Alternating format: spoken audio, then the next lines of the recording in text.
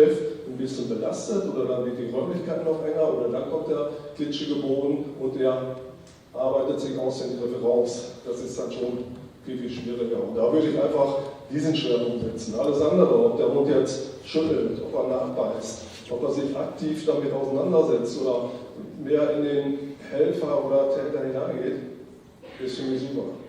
Nur das Hinausgehen und der Situation sozusagen versuchen zu entweichen, das wäre für mich jetzt ein Ausschnitt, okay, wenn ich jetzt sage, ich habe eine Probezeit und ich trainiere das, dann sehe ich aber nach X Tagen keine Verbesserung, dann war es das für mich. Und war da noch ein Teil? Hier war noch eine Frage. Ich hoffe, ich habe es damit beantwortet. Hier war noch eine Frage. Ja. Ich würde einmal gerne nochmal auf die vorangegangene Geschichte eingehen bezüglich dieser glatten Böden. Ich stelle mich kurz vor, mein Name ist Sven Monderher, ich bin für den Ankauf der Diensthunde für Niedersachsen verantwortlich. Wir haben seit Jahren umgestellt aufs Welpenprogramm und verkaufen vermehrt Welpen an. Nur um mal eine Zahl zu nennen, wir haben im letzten Jahr 30 Welpen angekauft, im Jahr davor 35 Welpen von 40 insgesamt. Und wenn ich dann sehe, dass die Hunde mit 8 Wochen dann direkt an die Diensthundeführer übergeben werden, in häuslicher Gemeinschaft, also meistens im Haus ja groß werden, also glatte Böden, alles was damit zusammenhängt, keine Probleme haben. Ich sehe die Hunde mit 6 Monaten bei uns an der Schule, also in einer Umgebung, wo die vorher noch gar nicht gewesen sind, wo wir natürlich die glatten Böden auch alle durch haben. Und da muss ich schon sagen, dass es ein riesen Unterschied ist zu Hunden, die mit einem älteren Alter angekauft worden sind, die da doch erhebliche Probleme hatten, als jetzt mit den Junghunden oder mit den Welpen. Und die Hunde kommen dann mit 12 Monaten nochmal wieder zu mir an die Schule, wo halt dann eine Ankaufsüberprüfung stattfindet. Und auch in der Regel, was Sporthalle angeht, gerade so glatte Böden angeht, wir also bis auf vielleicht 1% überhaupt keine Probleme haben und die Hunde sich da frei offen bewegen, egal ob jetzt mit oder ohne Motivationsobjekt, bei der Vielzahl der Hunde. Deswegen war da gerade bei mir ein Fragezeichen, wobei wir jetzt auch vornehmlich Mallis kaufen und jetzt nicht unbedingt Schäferhunde vereinzelt, aber wir haben zumindest im Alter bis 12, 13, 14 Monaten, also diese Problematik mit glatten Böden überhaupt gar nicht. Die waren aber vorher vermehrt da. Also da gibt es für uns aus meiner Sicht schon einen riesen Vorteil oder eine positive Entwicklung. Ja, ich spreche hier von den Diensthund eigenen Zuchten, die gehen alle in Foster Families. Und zwar alle in der 8. Woche, da wird keiner ins Zwinger großgezogen, in beiden Programmen, jetzt die ich eben genannt habe, auch nicht. Und trotzdem tritt es auf. Und eben bei Zuchtzahlen, die bei 200 bis 300 Tieren pro Jahr liegen. Und das ist ja auch nicht, dass das jeder Hund hat, ja?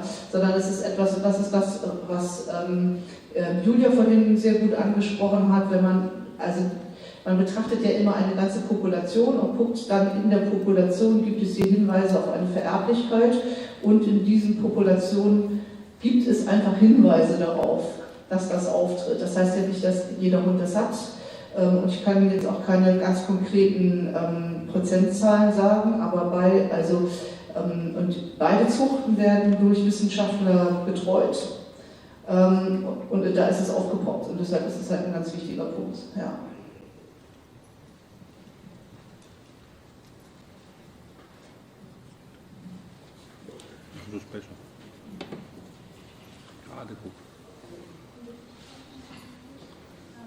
Nochmal kurz nachhaken bei der Frage, wenn ihr, sagen wir, einen High-Performer braucht in der Sucharbeit, gibt es dann noch eine erschwerte Überprüfungsszenarien, die ihr dann quasi, wo ihr den Hund durchschickt? Genau, wenn ihr sagt, Top-Suche, Top-Beute, entspricht das dem, was wir jetzt heute gesehen haben, oder sagt ihr, da kommen noch Elemente mit hinzu, die ihr überprüft? Hat er alle möglichen Vorschläge schon gehört, eben die Frustration suchen, die, ich weiß es nicht, dann das natürlich mit Umwelt zu koppeln, dass die Hunde nochmal verwirrt werden, spazieren geführt werden, bis sie dann wirklich nochmal suchen. Gibt es da noch, sagen wir, ein höheres Schwierigkeitslevel oder könnt ihr dort jetzt schon sehen, was ihr sehen wollt? Also jetzt für meine Begriffe, wenn wir die Hunde von einem Morgen nehmen, der Kleine, der da aber würde ich sagen, das würde mir reichen. Das würde mir absolut reichen. Weil ich einfach sage, okay, die Ansätze, die er zeigt, selbst wenn er da ein Problemchen mit gehabt hätte, muss ich ja letztendlich als Ankäufer oder Trainer oder entscheiden, bekomme ich das mit meinen Möglichkeiten in der Dienststelle hin, ja oder nein. Ich muss da irgendwann eine Entscheidung treffen. Und ich werde die Hunde überprüfen, die sowieso alles, wie es früher auch stellenweise gemacht wird, alles mitmachen, was eigentlich ein fertiger Diensthund machen muss. Da brauchen wir keine Welten aussuchen oder da brauche ich als Trainer nicht sagen, ich will nur noch Auswählen und alles machen muss. Also irgendwo mache ich einfach schnell, ich sehe die Anlagen, was macht der Hund, ich sehe das Beuteverhalten, das Umweltverhalten, wenn er noch gesund ist, sage ich, alles klar, bekomme ich trainingstechnisch in meinem Lehrgang oder in meinen Möglichkeiten in der Diensthund zu machen. Und das denke ich, und darum habe ich das auch noch angesprochen, eigentlich, selbst wenn die Probezeit, ich sage mal 6 Wochen war, nein, ich möchte eine Probezeit von 2 Wochen haben, weil ich möchte mit dem anschließend nach 2 Wochen anfangen, die ersten Schritte zu trainieren. Ob das zivile Bilder sind, ob das Korbarbeit ist, weil ich sonst rechtlich die Möglichkeit dazu gar nicht habe. Und darum muss ich nur bestimmte Merkmale überprüfen und sagen, alles klar, das ist jetzt meine Aufgabe oder die des Trainers, zu sagen, das trainieren wir so und dann funktioniert das. Und natürlich kann man auch mal falsch liegen. Das können wir immer. Aber natürlich kann der Hund sich dann, wenn wir jetzt sagen, er entwickelt jetzt plötzlich irgendeine Problematik in einem Bereich, die plötzlich da ist, natürlich kann dann trotzdem noch passieren, zu sagen, ja okay, da haben wir ins Büro dürfen, das ist nichts. Aber ich sage mal, zu 99% wird das dann funktionieren. Ich finde auch, dass das ein Geben und Nehmen ist. Also ja, die Dienste brauchen dringend Hunde. Und ja, das ist ja heute auch schon mal sehr nett gesagt worden, das ist ja auch irgendwie die gesellschaftliche Aufgabe. Ich glaube, du hattest das gesagt, das ist nicht nur ein Sport, sondern aber es gibt für dich auch irgendwo ein Limit und das sage ich jetzt als Dienststellenleiterin. Ich kann ja nicht sagen, komm, stell mir den hier mal ein Vierteljahr her und dann kriegst du das nach einem Vierteljahr zurück, was ich da irgendwie hineintrainiert habe und wenn es dann doof für dich war, Pech gehabt. Also das ist dann auch irgendwann eine Frage der Fairness und da muss der Dienst dann halt auch, wenn es dann sich langfristig zeigt, dass doch irgendwas da ist, da muss der halt eben dieses Geld bezahlen, davon wird er auch, das wird er auch überleben, weil das ist ja mengenmäßig, sind das ja jetzt, wir reden ja nicht von 50% der Hunde, bei denen das dann passiert oder so. Und da muss man dann auch eben gucken, wenn der, ich nehme jetzt mal bei uns, wenn der bei uns im Ankauf steht und noch keine Bezugsperson hat und dann gibt es, finde ich, auch irgendwo ein Limit, wo der Dienst dann einfach in der Pflicht ist zu sagen, so, alles was an Anlagen da ist, kann man in dieser Zeit überprüfen. Und wenn ich das dann bis dahin nicht gemacht habe, dann ist das mein Fehler. Und das kann ich nicht alles dem Hundeführer ins Aufgabenheft schreiben. Ja.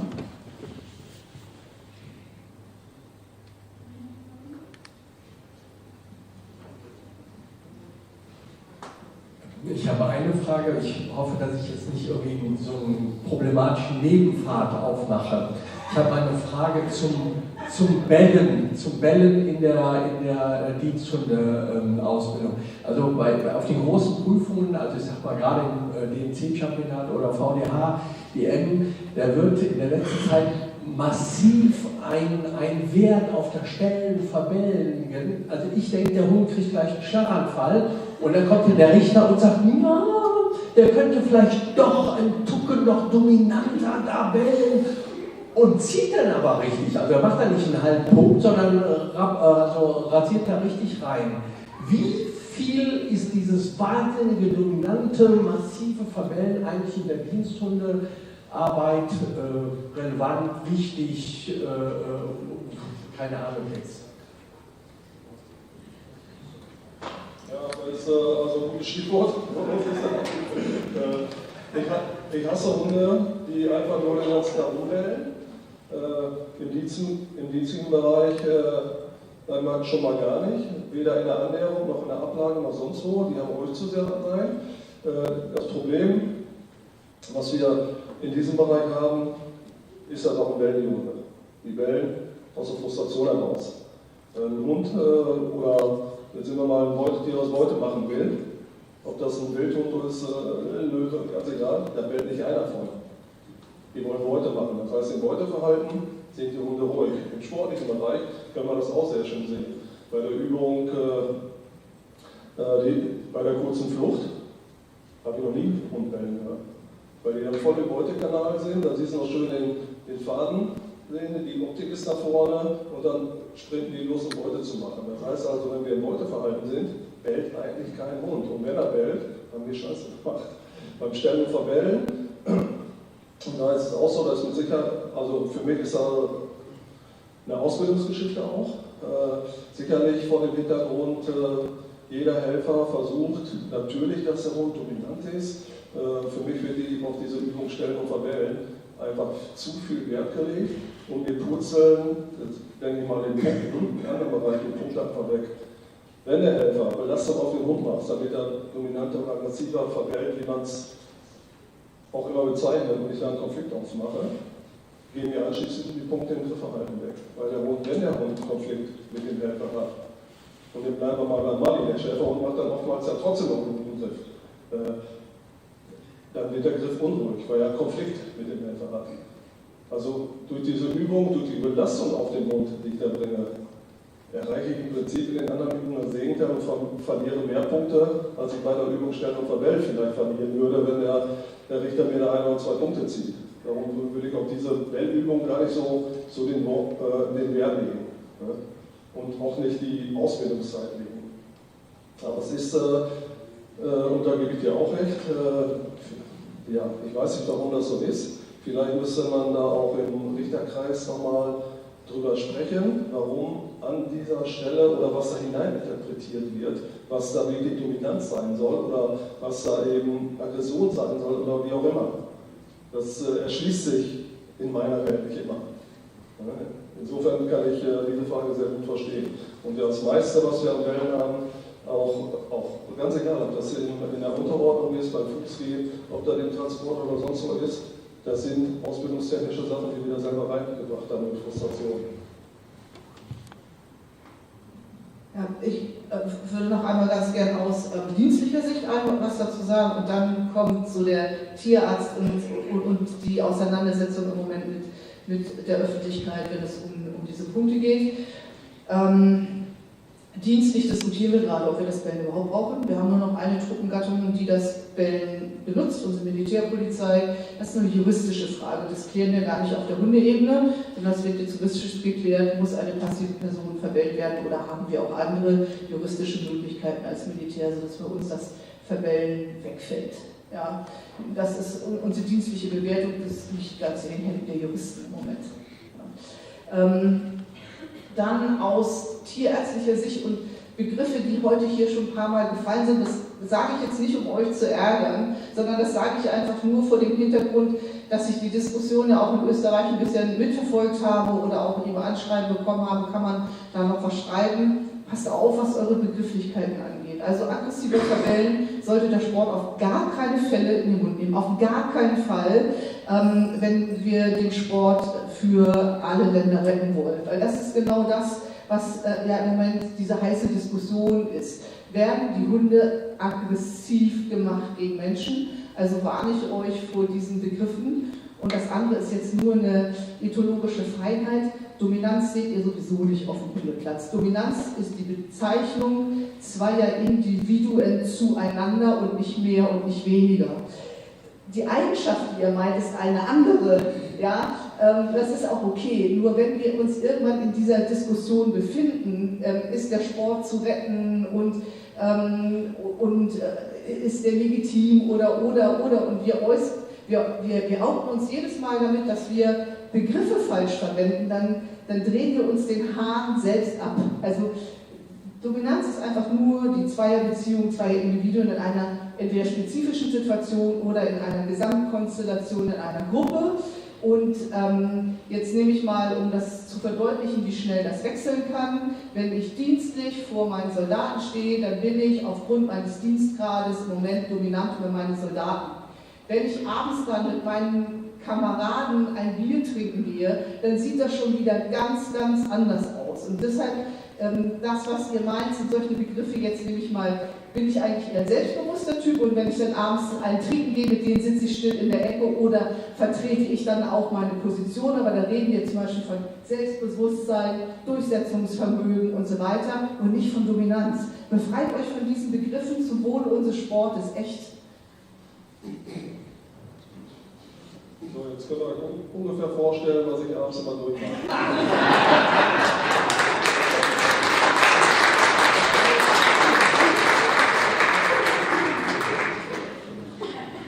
Das ist ja, ich habe jetzt ein total interessantes Reden gegeben, weil das auch die Frage beinhaltet, so, wie weit ist die Prüfungsordnung von echtem Leben weg, also den echten Dienst und Leben los, und ob man da nicht vielleicht auch nochmal Schritte in eine andere Richtung gehen müsste. Aber das ist vielleicht was mal für ein paar Fragen. Ja, aber ich glaube, da sollte der Weg hingehen. Sowohl nicht nur, wenn man es zusammenbringen will, auch wenn man das vermeiden will, was in Österreich gelaufen ist, und auch wenn wir eben wir müssen eine gemeinsame Sprache finden. Das ist ja natürlich nicht unabhängig. Das finde ich ja auch immer so ganz lustig, ne? Wir unterhalten uns immer über ein Triebmodell, was es schon 30, 40, 50 Jahre nicht mehr gibt. Ne? Conrad Lorenz, der damals Anfang der 70er das aufgestellt hat und Ende der 70er das widerrufen hat. Wir auf dem Hundeplatz oder auch im Dienst, wir reden noch genauso, anstatt uns da auf dieser Ebene auch mal weiterzubilden. Weil das, was am Ende rauskommt, wenn wir in der Politik, im Ministerium, in den Kreisveterinärämtern uns mit den Leuten unterhalten und wir benutzen diese Begrifflichkeiten, dann haben wir direkt den Stempel auf den Stirn, die haben sie 30 Jahre nicht fortgebildet. Und das, denke ich, ist immens wichtig in unserem Sprachgebrauch untereinander und auch mit dem Verständnis, was dahinter steht. Und darum denke ich, was du sagst, das ist sehr, sehr wichtig, dass wir auf dieser Ebene noch viel, viel näher zusammenrücken. Und dann ist es auch wertvoll, wenn du es alles ausdrücken musst. Ja, wenn keine Fragen mehr sind, oder haben wir noch einen Chat? Nee, im Chat sind keine neuen Fragen. Es kam nochmal die Frage auf, wie das neue Phänomen heißt. Die Umweltschwäche, Floor Shyness, wenn ich das richtig verstanden habe, also die Shyness ist die Schüchternheit vor glatten Böden quasi. Das ist nicht, dass der Hund de facto ausrutscht auf dem glatten Boden, so wurde hier einmal vermutet, sondern dass der Hund den glatten Boden gar nicht betreten will. Korrigiere mich, Esther, wenn das so nicht richtig verstanden war. Haben wir sonst noch Fragen zu der Überprüfung oder zu den hier angerissenen Themen?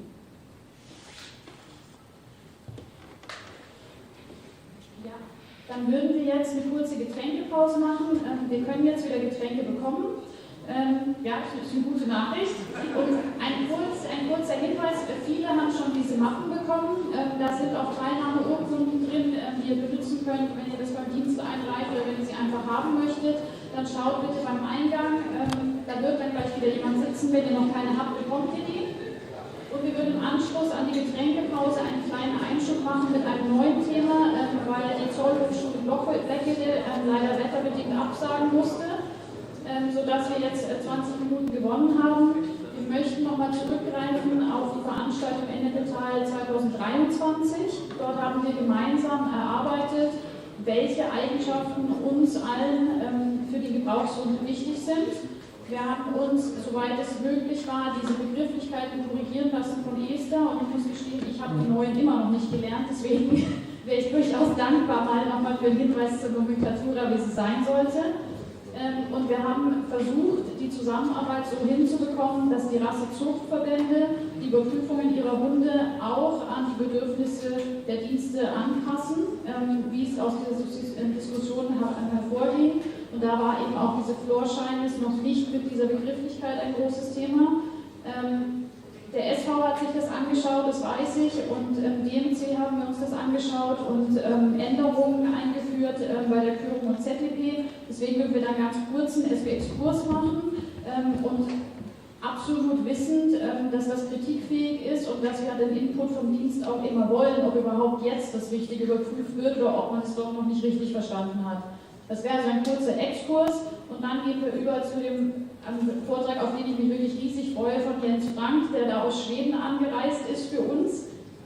Ich habe immer wieder gehört in den letzten Jahren, also wenn man was zu Suchverhalten lernen möchte, dann muss man mal zu Jens und sich das angehört haben. Deswegen bin ich da persönlich auch ganz, ganz gespannt, wie das dann sein wird.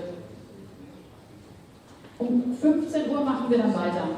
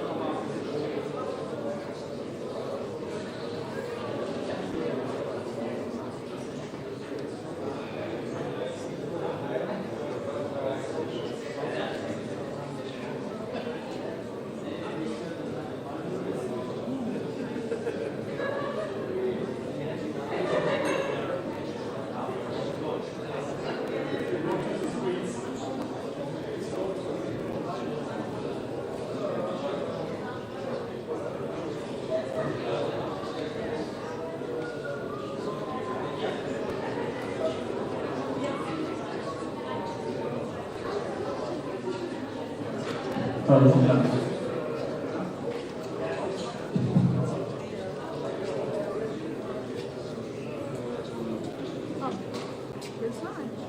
Ja. Hier ist auch der Berliner ist von links, aber den kannst du nicht ab. Oh, danke. Den nehme ich auch. Ich hol mal. Den nehme ich jetzt auch. Immer gemein. Da kommt ja alles weg.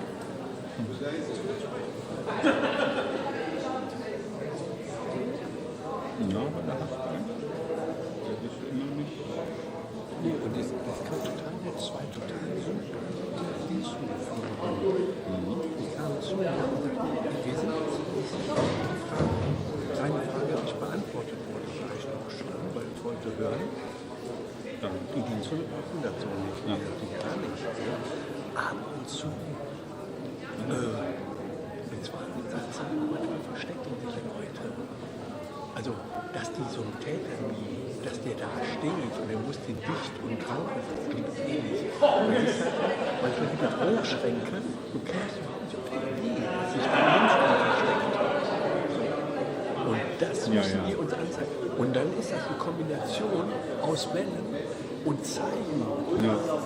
So, und wir gehen dann und sagen, ich glaube, da oben ist einer drin. So, Wir wollen vorne eine Explosion erleben. ja, genau, ne? Und dachte, da braucht man nicht. Und das ist ja was für Ausbildungszeit. Und ich sage, meine Intention ist, wir spielen ja, wir suchen den Täter und den Wälder. Und wenn der dann aber einen Weltaufsetzer hat, weil du mit diesem Weltdings, da bist du ja schon im SG, wenn nicht im Gut. So, ne? Aber ich finde die Täter doch durch das Melden. Klar, weggucken, die Position verändern, Unsauberkeiten, klar, das muss sich ziehen. Aber einfach nur in der Bellfrequenz wirken.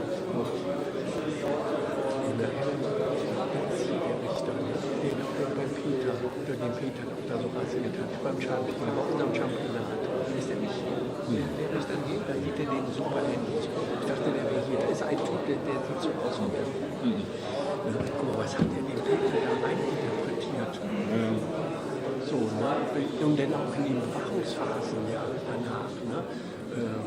Und da wird ja auch eine ganze Ausbildungsphase von 10 Jahren, so, weil was die Hunde sich als Verwählen ausgedacht haben mit dem Rausschmeißen, die Hunde sind nicht unsauber, die beißen nicht und so weiter, also beißen nicht vorne rein in den und das wird ja durch solche Richterurteile ja auch ein bisschen kritisiert und in Frage gestellt.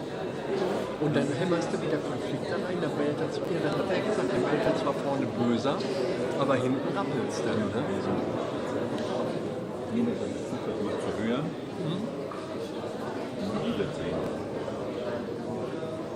Ja, und wenn man jetzt anfängt, wir sagen, das soll sich alles ein bisschen anpassen, um der Legitimationswillen, dann braucht man nicht mehr so viele Stunden in die Tabellen rein investieren.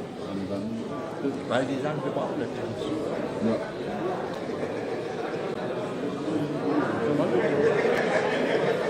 Was haben wir? Von der Decke. Oder hier so ein Supermarkt. Ja, aber manche Supermärkte, die sind nicht so. Soll ja nicht schlecht sein. Das ist immer so Pause, 5 Minuten und dann guckst du auf der Uhr. Das sind schon 17 Minuten. Ja, dann verzögert sich das. So, wir würden jetzt weitermachen wollen. Wir haben mal den Ton gesucht, aber wir haben keinen gefunden. Ja. Bevor ich das vergesse, Grüße an Katja. Ja, Aber wir machen noch ein Selfie. Irgendwie, ne?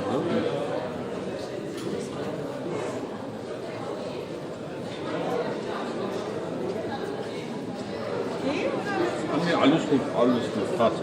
Nee, ich brauche nicht. Danke.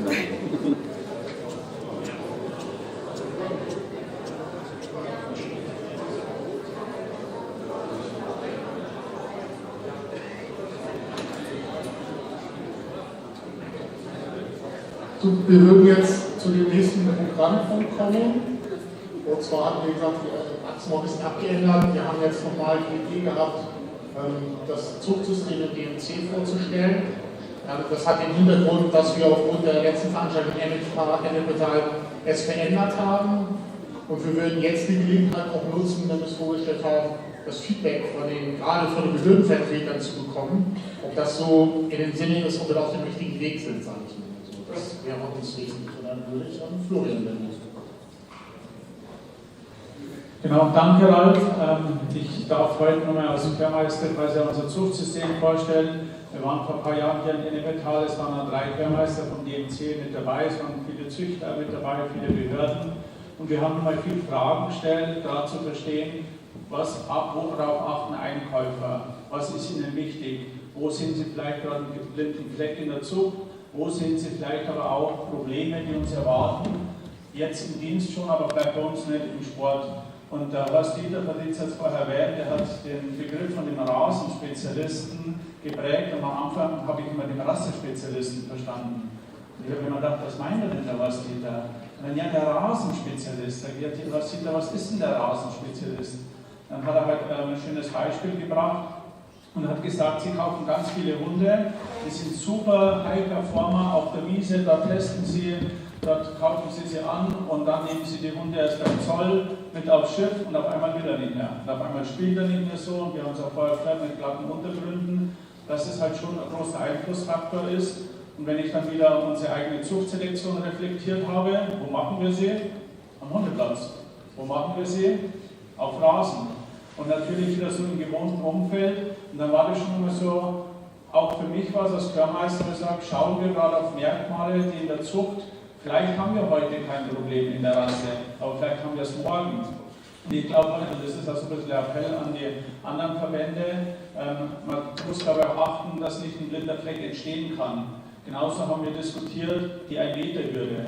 Es gibt Hunde, die springen da locker flockig drüber. Ich schaue mal gerade die großraumigen Vertreter, die Rottweiler zum Beispiel an der VDH Deutschen Meisterschaft, schaue ich dir mit Freude zu, wie die ihren Körper über die 1-Meter-Hürde drüber schleudern, mit einer Energie und aber mit einer Leichtigkeit auch, wo man sagt, okay, da ist in der Rasse, haben die kein großes Sprungproblem, obwohl es jetzt eine große, schwere Rasse ist. Und auf der anderen Seite sieht man aber wieder auch Rassen, wo das wirklich eine Herausforderung ist. Die machen die 80 cm super und die letzten 20 cm sind oft die große Herausforderung. Und da haben wir auch gesagt, da müssen wir auch drauf schauen, wir als DMC, dass wir uns nicht ein Problem reinholen, haben die Hunde noch den nötigen Körper. Der Mut hat vorher ein schönes Beispiel gesagt, Zuchtselektion, wie ist in der Natur ist sie brutal und hart. Der nicht weiterkommt oder nicht überlebt, der fällt raus. Und wo kommt aber auch die Rasse her? In Belgien hat man keine HD-Untersuchungen gemacht und keine Tests, sondern man hat sie jahrelang über eine 3-4 Meter Steilwand gejagt und hinten wieder runter. Naja, und wenn man das mit 6 und 7 immer nur gut gemacht hat, dann war er wohl gesund. Und das war ja halt auch die Zuchtselektion, wie sie früher betrieben wurde und wie sie gemacht worden ist. Und wir sind heute natürlich an einem Ansatz, dass wir sagen, wir wollen ja junge Hunde sehen. Wir wollen sehen, wie sind sie genetisch veranlagt. Und wir wollen ja halt auch den Züchtern, den Hundesportlern, auch den Dienst die Möglichkeit geben, dieses genetische Potenzial zu sehen. Und darauf möchte ich kurz eingehen. In der Zeit haben wir uns sehr viel unterhalten. Die ist uns viel Fragen und Antworten mitgeholfen zu verstehen oder einmal Dinge zu reflektieren. Und für mich war es also ein schönes Beispiel und so ein gutes Lessons Learned. Es ist die Schussempfindlichkeit. Eigentlich ist ja die Schussunempfindlichkeit, wie wir sie quasi brauchen. Jeder weiß, dass quasi Schussempfindlichkeit was ist, was sie vererbt. Wir achten deswegen ganz stark darauf, dass wir quasi Hunde nur in die Zucht nehmen, die auch sogenannt schusssicher sind. Und eigentlich ist es ja gegen die Natur. Weil wenn es richtig knallt und scheppert, was soll er denn sitzen bleiben, unser lieber Pfiffi? Er ist eigentlich viel schlauer, wenn er rennt. Also das wäre die Zuchtselektion in die andere Richtung. Wir wollen ja, und das ist, glaube ich, genau die Schwierigkeit, wir wollen gar nicht manchmal was selektieren, was die Natur uns vorgeben würde, weil in der Natur würden wenige sitzen bleiben und genauso das Reh und viele andere Tiere laufen weg. Wir wollen aber Hunde, die dort quasi eine Unempfindlichkeit haben und sitzen bleiben. Und dort gibt es viele Studien, dass die Schussempfindlichkeit bei Haushunden, bei Mischlingen mehr und mehr steigt und das wirklich rapide. Also mittlerweile bei 68%, das war eine Riesenumfrage in Deutschland, Österreich und der Schweiz. Wie ist das, die Schussempfindlichkeit bei normalen Haushunden, und die steigt von Jahr zu Jahr extrem. Warum? Weil man natürlich auch bei Mischlingen, man nimmt A mit B, das ist der Nachbar, man möchte Welpen und zack, die Bude, schon hat man einen Wurf und achtet auf gewisse Dinge gar nicht und man führt nicht diese Linie ein. Dass man quasi sagt, es gibt einen Anteil, und das ist ja das, was wir in der Zucht machen oder in der Zuchtselektion, dass wir sagen, wir setzen ein gewisses Mindestmaß an und alles, was über dem Mindestmaß ab ist, darf bei uns in die Zucht. Und alles, was drunter ist, nehmen wir aus der Zucht. Und das ist auch quasi dieses Beispiel, was wir hier sehen. Wenn wir quasi eine gewisse Eigenschaft, zum Beispiel die Schussempfindlichkeit zulassen, diese Hunde in die Zucht zulassen würden, würde die sich natürlich auch in der Population verbreitern und wir würden dieses Merkmal auch immer wieder finden. Deswegen versuchen wir das ja auch radikal auszumerzen, im Sinne von, ist ein Hund empfindlich auf den Schuss, darf er nicht in die Zucht. Und so versucht man das natürlich zu minimieren, ja auch mit großem Erfolg, wie man sieht, weil das Thema kein großes Thema heutzutage mehr ist. Was machen wir? Wir haben hier noch ganz kurz im Einstieg, wenn ihr die Begriffe gleich hört, wir haben ein dreistufiges System, wir haben eine sogenannte Wesensprüfung für junge Hunde ab 9 Monaten, wo bewusst noch kein Schutzdienst mit dabei ist, aber sehr viele Umweltanteile mit drin sind. Dann kommt die ZDP. In der ZDP sind dann Umweltanteile, Spiel und Beute, Sozial und Meute. Da überprüfen wir also das ganze Portfolio, auch mit Schutzdienstanteilen. Und dann, vor vielen, vielen Jahren hatten wir die Körung. Dann konnten wir die Körung nicht mehr durchführen, weil es hieß, tierschutzrelevant, was darf man, wie darf man die Hunde überprüfen, weil die Körung war für uns schon immer so, dem Hund nur mal das Krönchen aufzusetzen, dass wir sagen, okay, ich habe nun mal einen Hund, der sich in extremen Auseinandersetzungen nochmal gut beweisen kann. Die haben wir auch nochmal überarbeitet und haben jetzt dieses Jahr das erste Mal wieder eingeführt, mit einer super Resonanz, auch von Behörden, aber auch vom Ausland, dass Leute gesagt haben, das ist mal eine echte Zuchtselektion, auch nochmal die Hunde wirklich vor Herausforderungen zu stellen. Wir haben am Ende noch ein kurzes Video dazu dabei. Ganz kurz, auf was für Merkmale und auf was für Wesensmerkmale selektieren wir. Wir erfassen einmal ganz kurz die Form, also wie groß ist er, was für einen Konstitutionstyp hat er, wie korrekt ist er anatomisch veranlagt. Das ist, beschreibt man das Exterieur, gehört dazu. Dann ist es aber vor allen Dingen das Grundwesen. Das Grundwesen, sagen wir immer, für uns gibt es den Hund, wir sagen immer einen linkslastigen, mal einen rechtslastigen Hund oder einen Hund, der sich entsprechend den Reizen verhält. Was meinen wir, wenn wir sagen links- oder rechtslastig? Für uns ist es ein Hund, der die Antwort, wenn er ein Problem hat, was ist seine Antwort darauf? Versucht es mit Meiden zu lösen, versucht es hier in Auseinandersetzung zu gehen und so, was ist seine, wir sagen mal, die Escape-Strategie. Und da gibt es halt, jeder Mensch, jedes Tier hat eine Strategie, was mache ich, wenn es mir quasi zu viel wird und in was für Richtung ist er gelagert. Warum ist das auch wichtig? Weil natürlich auch jeder Hundeführer vielleicht einen anderen Typ braucht, auch manche gar nicht den Hund handeln können, der dann mit einer gewissen Auseinandersetzung erstmal antwortet. Den wollen viele gar nicht, den brauchen viele gar nicht und deswegen ist uns das wichtig, damit zu beschreiben.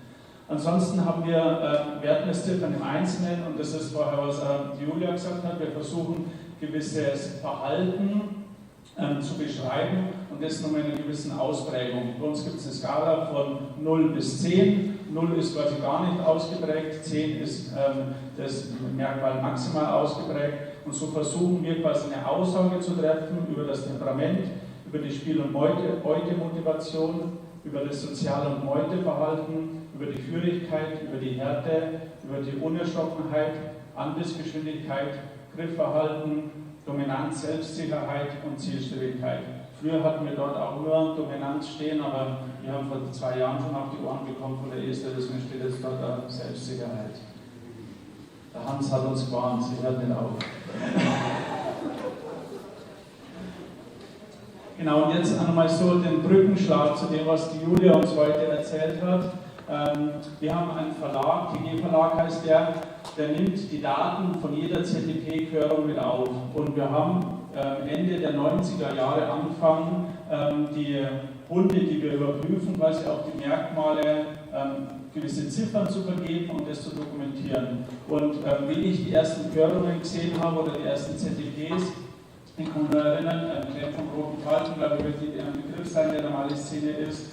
Und Clem das noch gesehen, ganz viele Nachkommen davon. Und zu dieser Zeit hatten wir schon ein System, wo wir mit Ziffern quasi gewisse Merkmale beschreiben. Wir hatten noch weniger, wir haben es aber über die Jahre aufdröselt.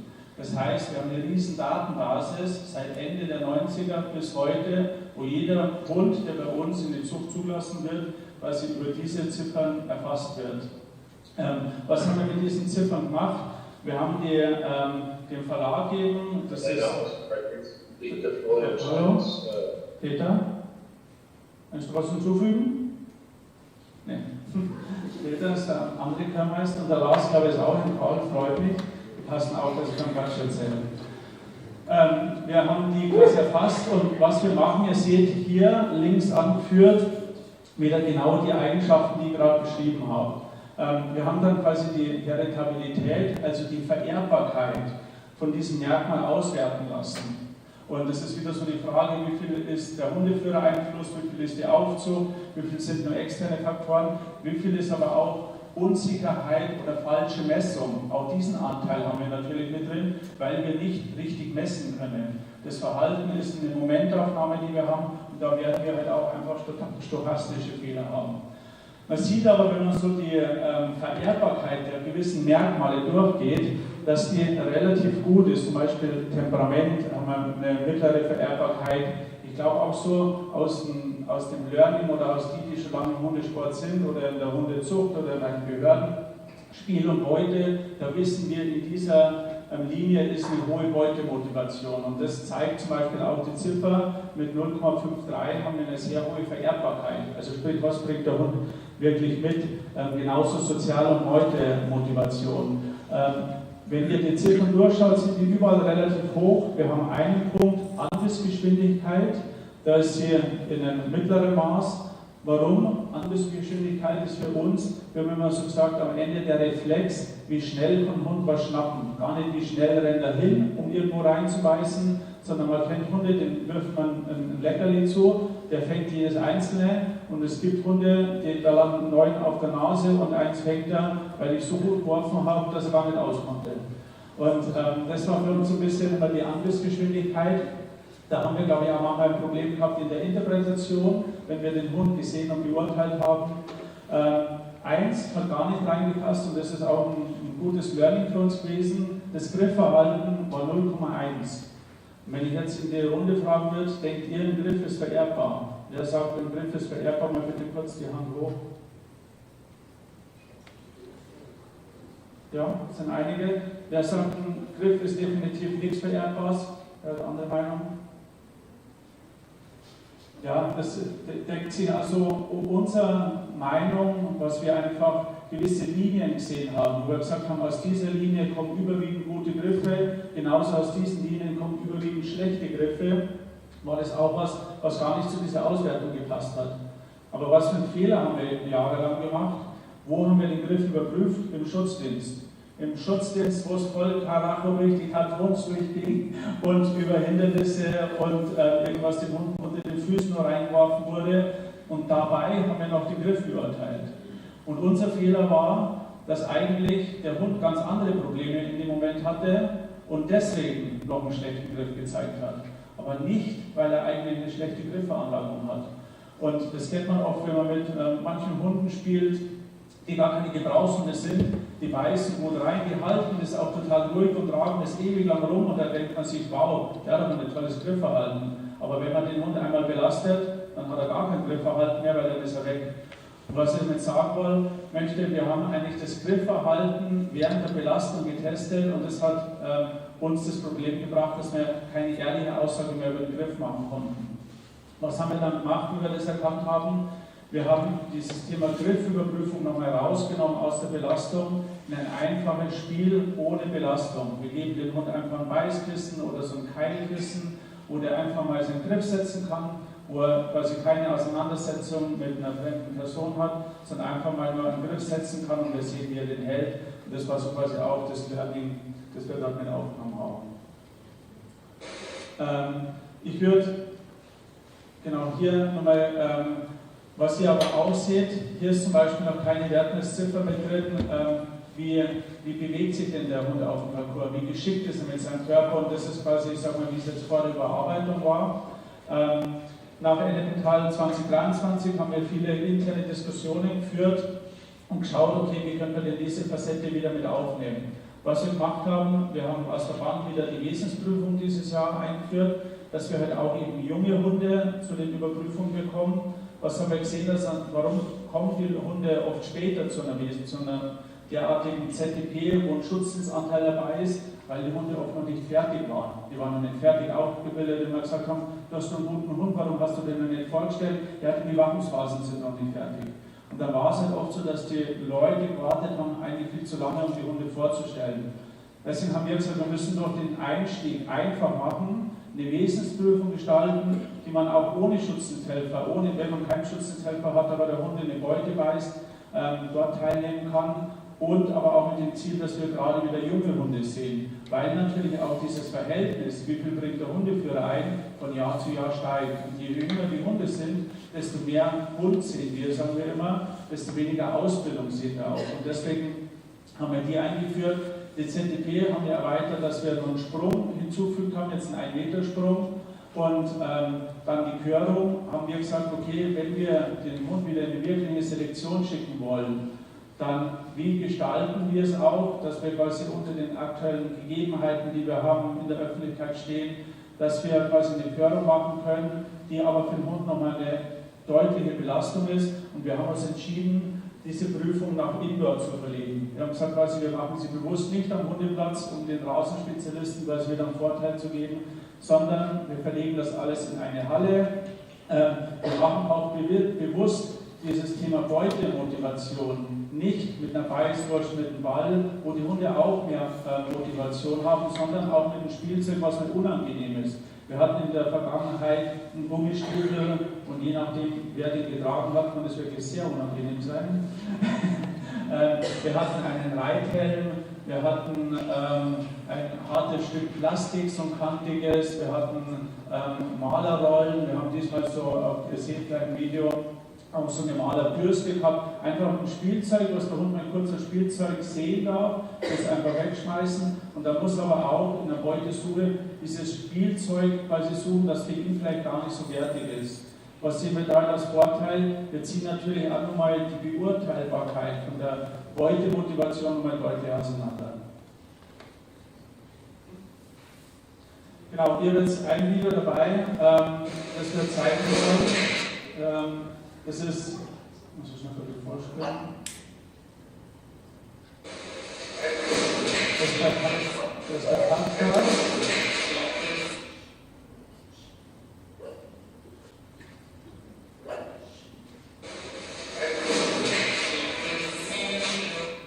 Ich wollte ein bisschen vorspielen, dass ihr nicht alle schauen müsst.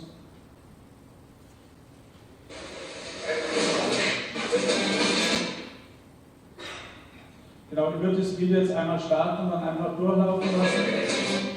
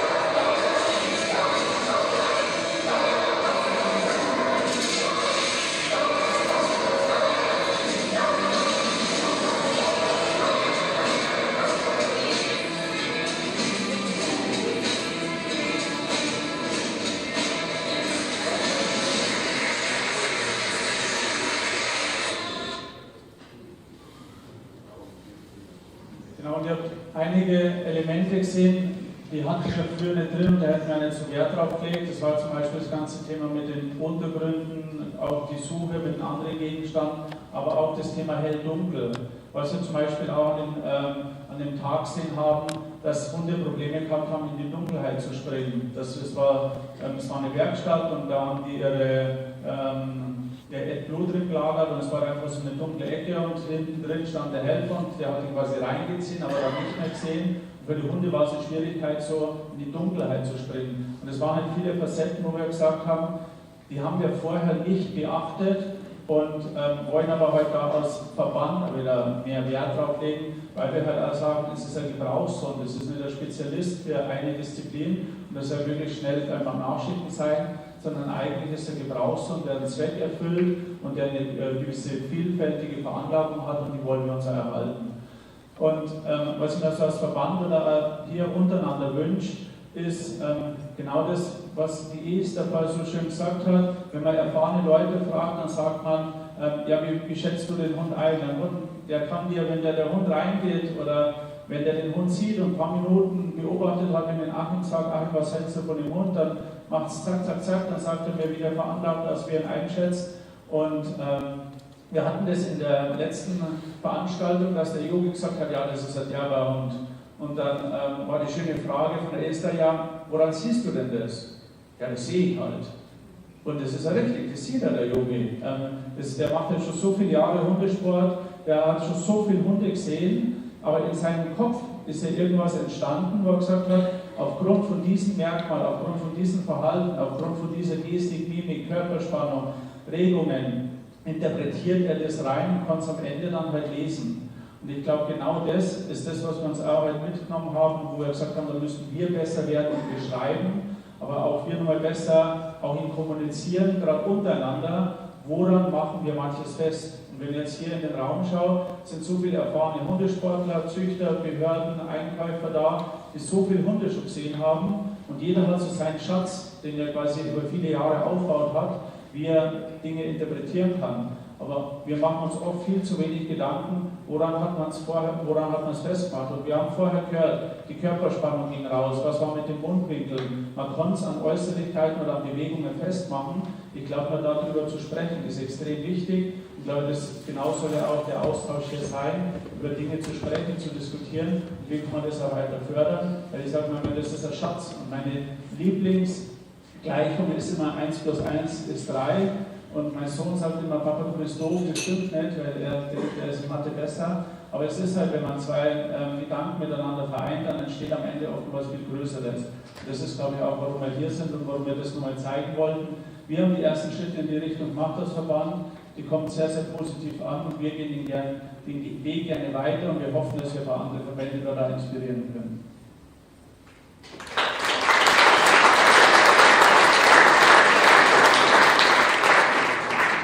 Nur ganz kurz ein paar Sätze, die mir wichtig sind dazu. Ich hatte extra gebeten, dass gesagt wird, dass wir das Video von Kafka zeigen, weil wir die Rechte dafür haben und es keinen Ärger gibt.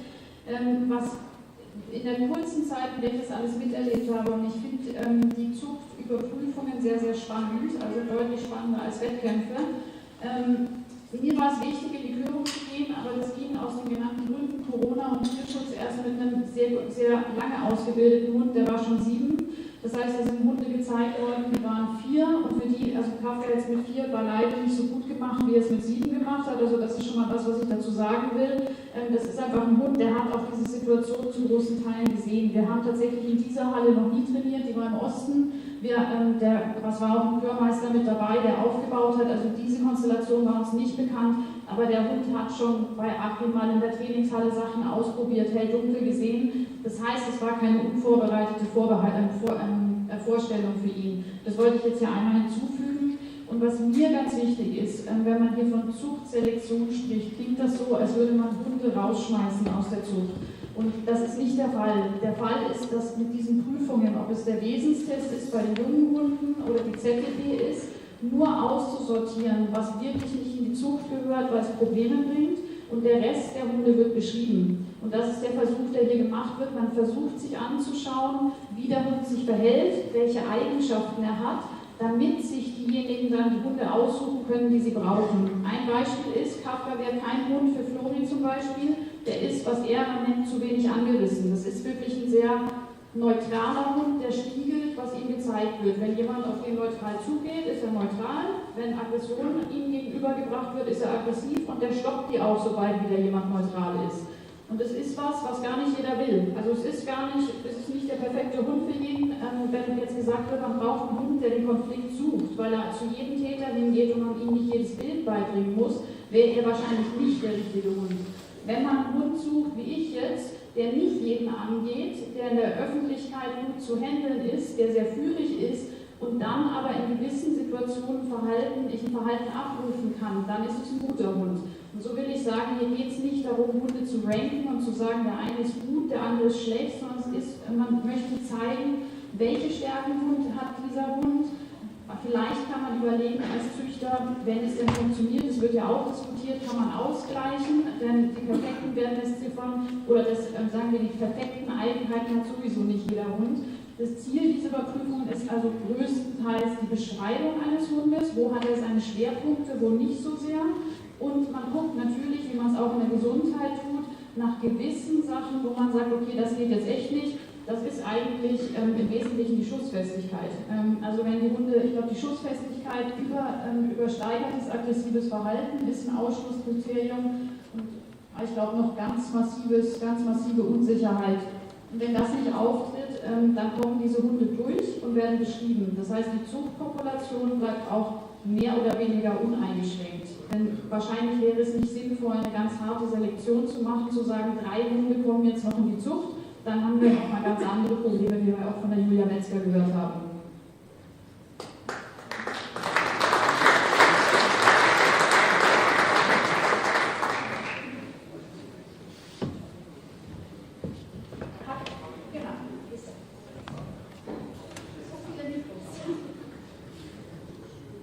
Ja, danke. Ich habe eine Frage. Die ausgerechnete Irritabilität habt ihr von wie vielen ZTPs oder über wie viele Jahrgänge, wie groß war eure Hundepopulation da?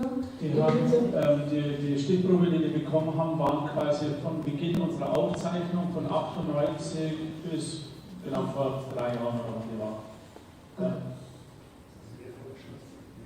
Sind genau über 20 Jahre, circa 20 Jahre.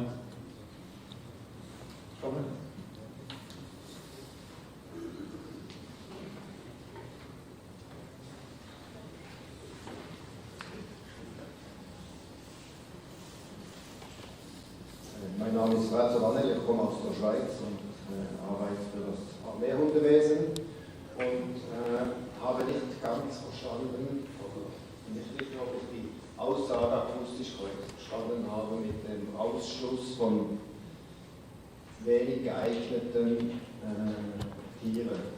Ist es richtig, dass Sie so tolerant sind und eigentlich ungeeignete Tiere trotzdem in der Zucht integrieren, um eine Breite zu fahren? Ja, genau. Also bei uns ist es so mit den, wie Patricia gesagt hat, es gibt Kriterien, die sind schwarz-weiß. Das ist zum Beispiel Schussempfindlichkeit. Wenn ein Hund auf den Schuss reagiert, wir schießen nochmal, wir wiederholen die Situation. Wenn er dort quasi mit Meiden reagiert, dann nehmen wir ihn raus. Da gibt es quasi nur schwarz und weiß. Es gibt aber Eigenschaften, Temperament, Griff, unterschiedliche andere Eigenschaften. Dort gibt es eine Skala von 0 bis 10 quasi und 4 ist bei uns das Minimum, um quasi dort zu bestehen und 4 ist quasi, ich sag mal was, die meisten Hunde. Die ZDP schaffen ca. 19% der Hunde, da ist die Anzahl sehr, sehr hoch. Da geht es uns einfach um den beschreibenden Charakter. Wenn sie wirklich quasi starkes Meideverhalten zeigen oder unangemessene Aggression, dann müssen wir sie rausnehmen. Aber ansonsten ist es einfach eine beschreibende Überprüfung, wo man dann halt sieht, wie ist der Hund gelagert. Ja. Und somit die Freigabe dieses eigentlich. Also als Behörde oder Behördenvertreter bin ich schon etwas erstaunt, dass zum Beispiel Einschränkungen in inneren Sicherheit noch für die Zucht verwendet werden können. Was für Einschränkungen? Innere Sicherheit. Also dort gibt es aus meiner Sicht sehr wenig Toleranz für die Gesellschaft und für den Sport. Also ja. Für den Sport dort, voilà, aber ganz sicher für die Gesellschaft und für die Dienst- und handelnden Behörden ist das ein Ausschlusskriterium in jedem Fall. Und wir stellen fest, dass wir dort zu kämpfen haben. Oder mit der Härte des Hundes. Unsere Hunde werden alle zu weich, weil aus meiner Sicht zu viel Toleranz in der Zuchttauglichkeitsprüfung eingebracht wird. Oder bin ich da als einziger falsch in dieser Runde? Also ich glaube gar nicht. Ich glaube, wichtig ist vor allem da erstmal den Maßstab klar zu setzen. Die Frage ist ja, wie viele Hunde fallen bei euch durch, wie viele Hunde fallen woanders durch. Dann weiß man, wie hart wird überprüft. Also es kann ja sein, dass der eine sagt, der Hund ist mir zu unsicher, weil er bei der Fliege nach links guckt, und der andere sagt, er ist mir zu unsicher, wenn er bei massiver Belastung mal geht. Also man muss ja erstmal sagen, habt ihr von 100 Hunden 10 rausgeschmissen aus der Zucht oder habt ihr 50, 70%? Also ich glaube, das wäre die erste Frage, die zu klären wäre, um es vergleichen zu können. Ich kann keine Antwort geben, aber wenn ich höre, dass bei euch, wie viele Hunde bestehen die Zuchttauglichkeitsprüfung? Wie viel das wir im Jahr haben? Nein, wie viele Hunde prozentual bestehen die Prüfung? Die Zuchttauglichkeit, ich habe gesagt, ca. 19% bestehen sie. Und das sind ja quasi 19% der vorgestellten Hunde. Jetzt muss man sagen, wie viel sind das der Hunde gesamt?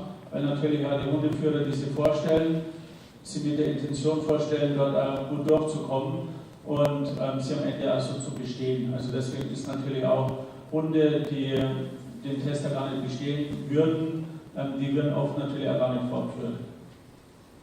Ich glaube jetzt aber tatsächlich bei dieser Körung, und es war nicht Ziel, viele durchfallen zu lassen, aber ich glaube, da sind 3 von 9 durchgefallen. Da ist es aber auch so, dass die Körung keine Zuchtvoraussetzung ist. Die Zuchtvoraussetzung ist die ZDP. Die Körung kann machen, wer Lust hat, ist aber überhaupt nicht notwendig für die Zucht. Da ist natürlich der Prozentanteil dann aber auch deutlich höher. Danke. Genau, sag mal, für uns ist es ja ein Versuch, den Hund in unterschiedlichen Lebenssituationen, in unterschiedlichen Lagen, in unterschiedlichen Auseinandersetzungen nochmal auch zu zeigen. Den Leuten zu zeigen, die an der Rasse interessiert sind, weil sie natürlich, wenn ich den Hund jetzt mir überlege, ich habe eine Hündin und suche mir einen Deckpartner, dann, was wir machen, wir schauen uns immer die ZDP oder Körung an von so einem Hund, wenn wir jetzt für uns aus dem Verein jemanden nehmen. Dann interessiert uns das, dann ist das für uns auch was Wichtiges, wir wollen schon eine Aussage darüber haben. Und natürlich gibt es nicht immer die Möglichkeit, die Aussage zu haben, aber wenn es möglich ist, schauen wir uns das an. Und warum ist das für uns wichtig? Weil ich sage mal, das, was man am Hundeplatz sieht, ist halt ein Spezialbereich, aber wir wollen halt einmal so den Hund in anderen Situationen neu erleben. Und ich glaube, das ist gerade so der Unterschied, dass es halt nicht immer der gleiche Aufbau ist, sondern wir haben halt einfach spezifiziert, wie viele Reize setzt man und was für Reize mit was für einer Intensität. Und da kommen wir natürlich wieder immer zu der Diskussion Trainierbarkeit. Natürlich trainieren die Leute das, natürlich bereiten die Hunde den vor, und das glaube ich geht den Einkäufern genauso. Die Hunde werden auch natürlich für den Test, was der Einkäufer macht, vorbereitet. Aber am Ende ist die neue Situation doch heute doch nur immer eine Herausforderung, und neue Situationen sieht man den Hund manchmal in einem anderen Bild, wie wenn er quasi völlig gewöhnten Verhalten ist. Und das ist eigentlich das, warum wir es quasi so aufgezogen haben. Nochmal zu den konkreten Einwänden, es wäre ja ganz spannend zu hören, wie ihr das überprüft bei euch, wo ihr sagt, also du sagst, es fehlt an der Härte, hatte ich jetzt gehört, und irgendwelche Umweltunsicherheiten oder Selbstsicherheit.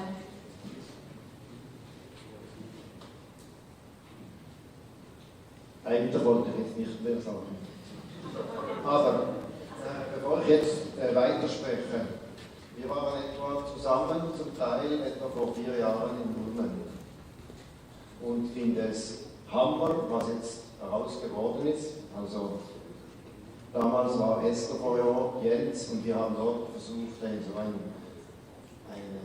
ZDP Gebrauchshund oder Diensthund, und daraus resultieren ist jetzt etwas Ähnliches, eine Körung entstanden. Ich finde das super und gratuliere, wirklich phänomenal.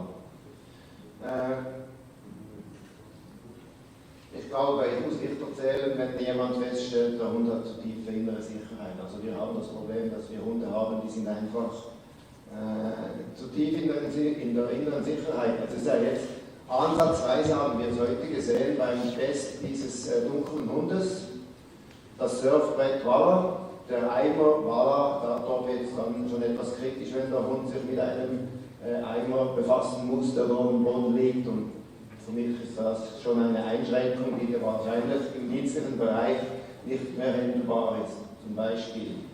Oder Härte. Heute Morgen habe ich mit Nestler gesprochen und ich habe gesagt, unsere Hunde sind zu kooperativ. Dann hat sie gesagt, sei doch ehrlich, die Hunde sind zu weich. Und jeder, der einen Hund in den Fingern hat, weiß, glaube ich, wann der Hund zu weich ist. Und ich nehme jetzt ein vertretbares Beispiel, das keine Konflikte generiert. Wenn ein Hund auf den in der Trümmersuche den Kopf anschlägt und zurück zum Hundeführer geht und erzählt, ich bin der Ärmste von Westeuropa, dann ist er wahrscheinlich zu weich. Und wir haben dieses Problem bei uns. Und wir beziehen Hunde nicht nur aus der Schweiz. Ist zwar schön und gut, gesellschaftsverträglich, kooperativ, sprich weich, weniger Probleme, aber unter dem Strich nicht mehr brauchbar.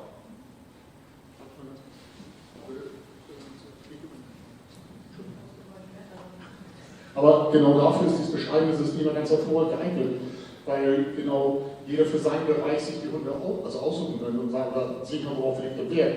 Wenn du jetzt sagst, für deinen Bereich brauchst du Hunde, die in der Härte ganz, ganz weit vorne sind, dann guckst du halt da auf die Plätze. Also das ist ja genau der Grundgedanke dahinter. Das heißt ja nicht für dich, dass du sagst, ich nehme jetzt, also jeden, oder würde mich für jeden Hund interessieren, sondern ich kann das Hunde generell für mich sehr interessant sein.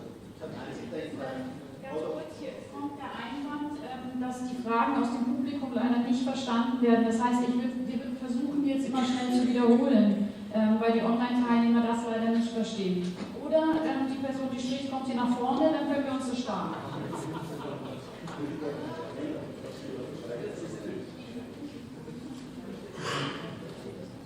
Genau, nur ganz kurz für die Online. Es ging um die Frage der Weichheit, was man macht, um das Gefühl quasi ist, die Hunde werden immer weicher und was man dagegen machen kann. Und auch nochmal die Frage zum DMC, ob wir Hunde, die eine Weichheit zeigen, eine Unsicherheit zeigen, in die Zucht zulassen. Und die Erklärung habt ihr hoffentlich gehört, dass wir ab einer gewissen Wertmessziffer, ab einer gewissen Ausprägung die Hunde zulassen, aber sie durchaus natürlich Einschränkungen, wie zum Beispiel in der Weichheit und in der Selbstsicherheit haben, trotzdem aber eine Zucht zulassen bekommen. Ich darf vielleicht abschließen.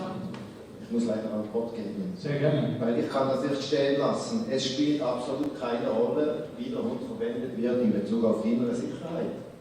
Und jeder nicht sichere Hund gehört nicht am Leben. Punkt. Für die Gesellschaft, vor allem mit diesen Triebpotenzialen beim belgischen Chef und beim Malinois. Also ich sehe, wahrscheinlich habt ihr das in Deutschland nicht, aber ich sehe in der Schweiz Hunde, die sind durch die Einschränkung in der inneren Sicherheit gefährlich. Und da spielt es keine Rolle, ob das ein Spürrettungs- oder Essehund wird oder zu Hause bei einer Familie platziert wird. Dieser Hund generiert Probleme früher oder später. Und dieser Typ Hund muss zwingend aus der Zucht ausgeschlossen werden. Das ist meine Aussage grundsätzlich. Und darum gibt es aus meiner Sicht in Bezug auf dieses Kriterium keine Toleranz.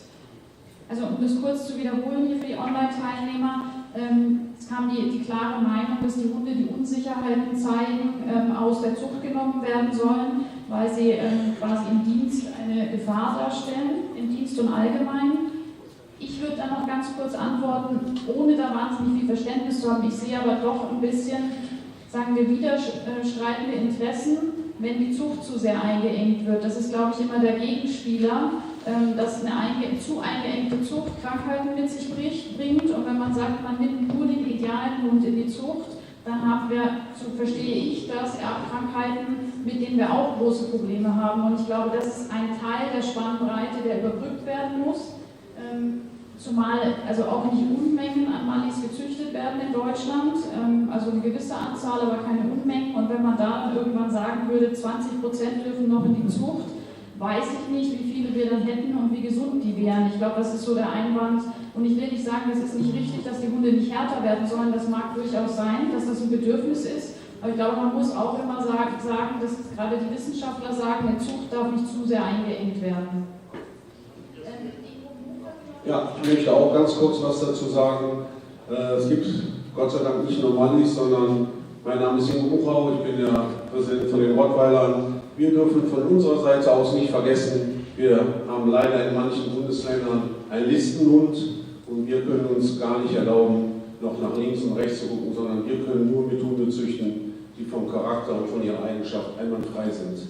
Und der Wesensschwäche aufweist, ist für uns kein Objekt oder keine Option mehr, sondern wir müssen da gerade in unserer Rasse absolut geradeaus gehen. Das ist halt, und da muss ich Ihnen recht geben, gar nicht mehr anders möglich, gerade bei unserer Rasse. Das war kurz vom ADAK-Präsidenten die Aussage, dass wegen Rottweiler auch als Listenhunde geführt werden, dort kein Kompromiss gegangen wird, sondern weil sie nur selbstsichere Hunde auch in die Zucht kommen und man sich das für die Rasse gar nicht leisten kann.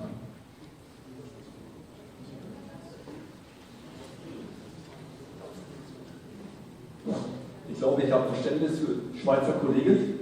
Oder kommst du aus der Schweiz, ja? Du? Ich glaube, die Problematik hat er ja angesprochen, hat auch nicht ganz unrecht, dass der linkslastige Hund oder der Hund mit den dünneren Nerven uns leichtere oder mehr Probleme bereitet. Grundsätzlich müssen wir aber auch dazu stehen, dass wir unsere Hunde allgemein ehrlich erziehen und auch kontrollieren. Und wir müssen uns auch ehrlich machen, dass wir sagen, der Hund braucht mal eine Korrektur, der muss aber auch gerade, wenn der ist ein leicht linkslastiger Hund, der Hund muss passend geführt werden, der braucht die nötige Sicherheit vom Hundeführer oder von der Beziehungsperson. Das sind natürlich alle Kriterien, die heutzutage kaum noch erfüllt werden in der Gesellschaft allgemein mit unseren Hunden und speziell mit Gebrauchshunden so oder so nicht. Wenn wir aber Gebrauchshunde erhalten wollen, müssen wir dieses Thema auch direkt und gerade angehen. Und das bedeutet natürlich auch, dass wir sagen, ja, mein Hund mit einem Potenzial und dieses Potenzial muss ausgebildet werden, geführt werden und benötigt auch im Notfall, ich habe jetzt einen Welpen, der ist 9 Wochen alt, den wollte meine Lebensgefährtin korrigieren vor 2 Tagen, da ist das Tierchen mal richtig eskaliert. Da habe ich ihr aber auch vorher schon gesagt, das wird nicht funktionieren wie beim deutschen Schäferhund. Gut, die wird es auch nie wieder probieren. Ich werde es machen mit einer nötigen Ruhe und der Zeitpunkt wird kommen, wo der Hund auch ganz klar erlebt wird, dass er seine Grenzen hat. Aber man muss es mit Ruhe und Geduld machen. Aber da müssen wir uns auch ehrlich und gerade machen, es wird nicht gehen, wenn wir sagen, Friede, Freude, Eierkuchen. Das wird leider nicht funktionieren. Wir züchten, wir wollen Gebrauchshunde haben und diese Hunde müssen ehrlich und sachgemäß ausgebildet werden. Danke.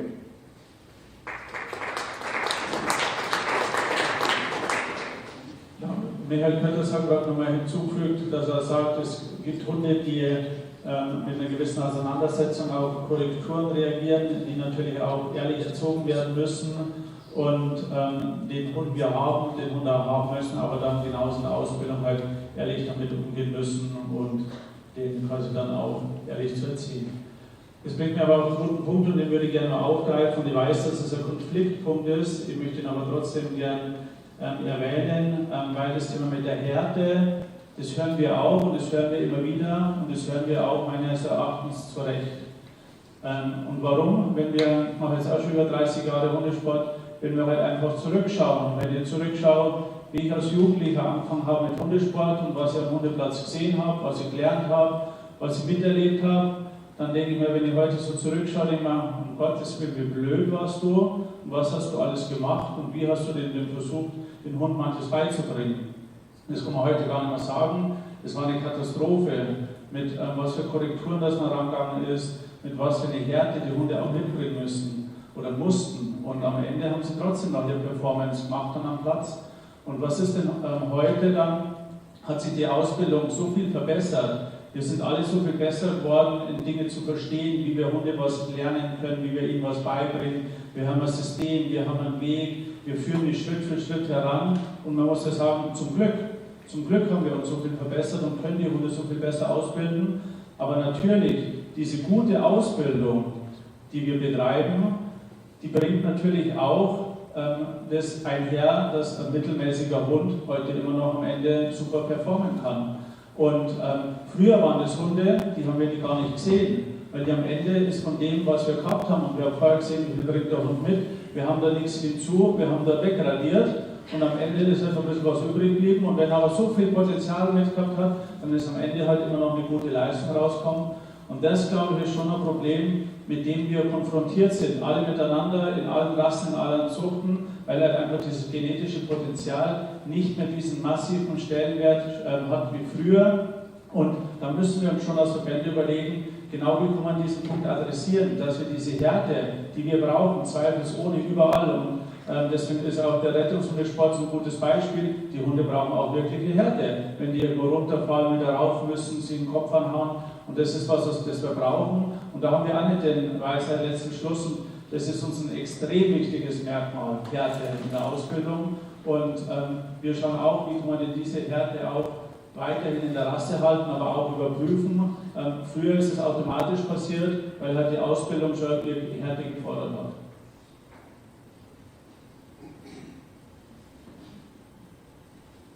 Sind noch Fragen, Beiträge, weil sonst würden wir nochmal